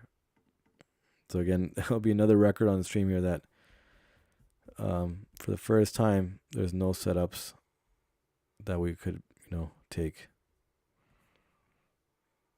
Okay, last chance here for GJ. If it does push down strong here, I'll tell you guys where I'll be taking the buy stops, but may have to leave the stream after that.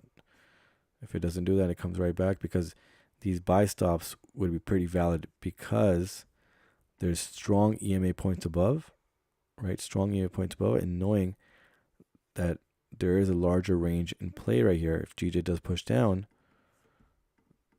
let me get that here. So if GJ does push down here, we have a significant amount of space to set buy stops above this range and then get right back in here, because the 1 hour, 2 hour, 4 hour looks pretty strong to get if it does suck itself back into the range. But I mean, it's already doing that right now as we speak. No bottom range in the previous 5-minute candle, or bottom wick, sorry, the previous 5-minute candle. But it can make that push down. Let's see USD CAD. Again, USD CAD, I don't like how it's moving, guys. I don't like it. It may just be doing, the slow movement now until New York opening, and then we'll see some spikes in either direction.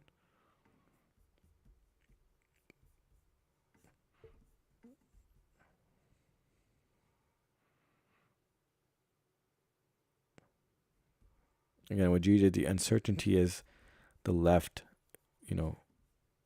wick all the way down here. That's the uncertainty. When if it does drop, Does it continue to respect the left all the way down and fill that in? So that's why I would like for GJ to push down past these lows here and get down to this level, somewhere over here, so I could set the buy stops while the price is down here, somewhere over here, and get the full move with a comfortable stop loss. But it's just moving so slow that, I mean, we have to wait, for a 5 pip movement, we have to wait 20, 30 minutes at times.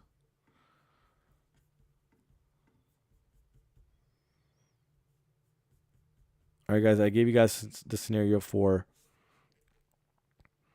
USD CAD here. So again, if it drops down here, right below here, somewhere along the lines of over here, we do have the 30-minute EMA down here. So below that, below this bottom end of the range, at that point I can comfortably set the buy stops for USD CAD to push above.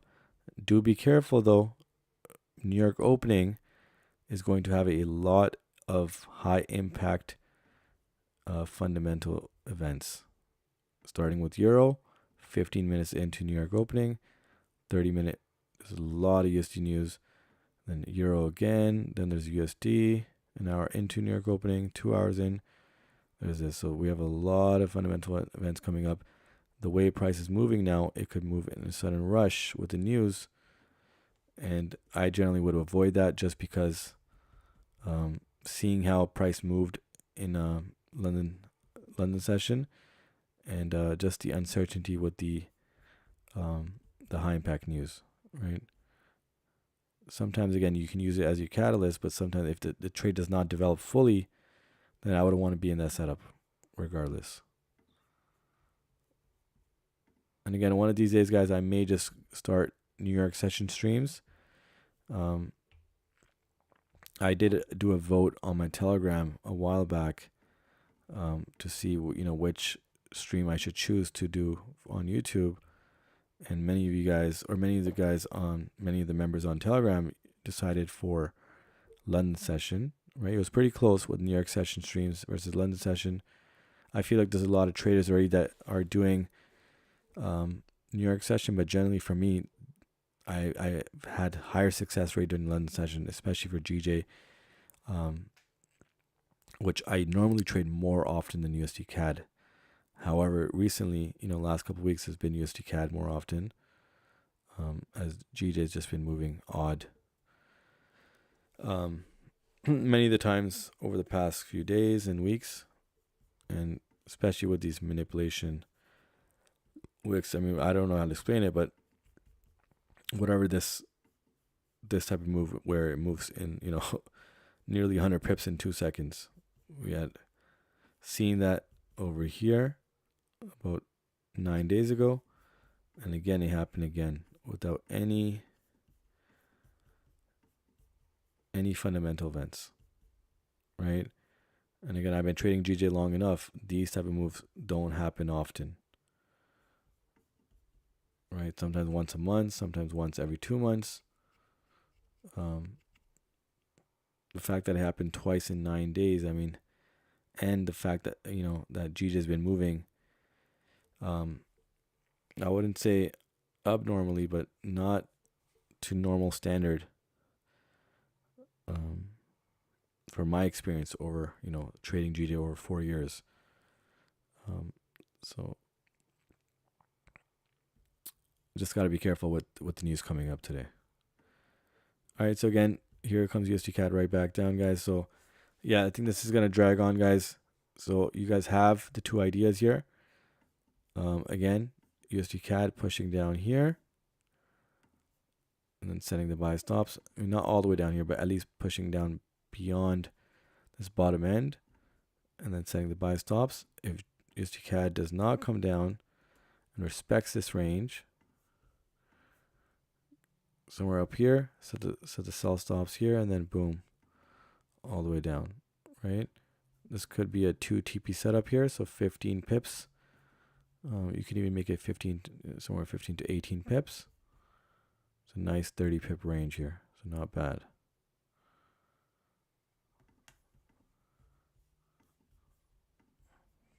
And GJ pulled right back up again. So yeah, so It's not giving me what I want from GJ, and it's going to continue to do that possibly. So guys, we will end the stream off. I don't have a setup for GJ because if it doesn't come down here, then I'm not going to set buy stops. But if it does come down here, I'm looking for buy stops here. But I'll rather leave out GJ just because of this wick, a few hours ago. And yeah, you guys know what I'm doing for USD CAD. Again, if it's too close to New York opening, I will not consider the buy stops anymore. If it's too close and it hasn't tapped in, it's not worth getting into all that news and being stuck in a setup, right? Great stream, appreciate it. Markets do what markets do. Thank you for your time. Thank you as well, guys. Really appreciate your guys' presence. It really means a lot, right? It really does mean a lot. I wish I had done this a couple of years ago. But nonetheless, we are here. New York will be good as well. London is always better as we get an advantage of the usual ranging Asian session. My view. Yeah, that's one way to put it as well, right? So definitely, I think with New York session, you can avoid all this. I mean, every other day there's something going on, right after New York opening, right? And that whole mess I'd rather not have, because again, ranging markets, right, sideways markets, we don't typically want any fundamental events to impact it, because it's going to range regardless. So that's what I can appreciate about the range strategy here, is that we don't need news. Some strategies you need news to kind of move the markets, but we don't need a breakout here. We just need a simple respect of the range, and continue to allow the markets to consolidate, right? So that's the beauty in this, because we get more setups that way. So New York session, typically, yes, it's not ideal. Doesn't mean that I've had a high success rate. I definitely have had success rates maybe after the market calms down after the opening, and half an hour into New York opening, markets kind of consolidate and refresh, and we can get those ranges as well, right? Of course, considering the pairs that you trade. But nonetheless, yes, that's the idea here. So USD CAD again continues to range here, consolidate here. There's no bottom wick on this bottom 5-minute candle down here, so it can come right back. GJ again, it's not giving me that idea, so I'm gonna avoid GJ for today, guys. It's not worth it for me. And you guys know what the idea for USD CAD. I'm not gonna repeat it again. Thank you guys again for attending. And as always, guys, safe trading. I will see you guys back tomorrow. Take care.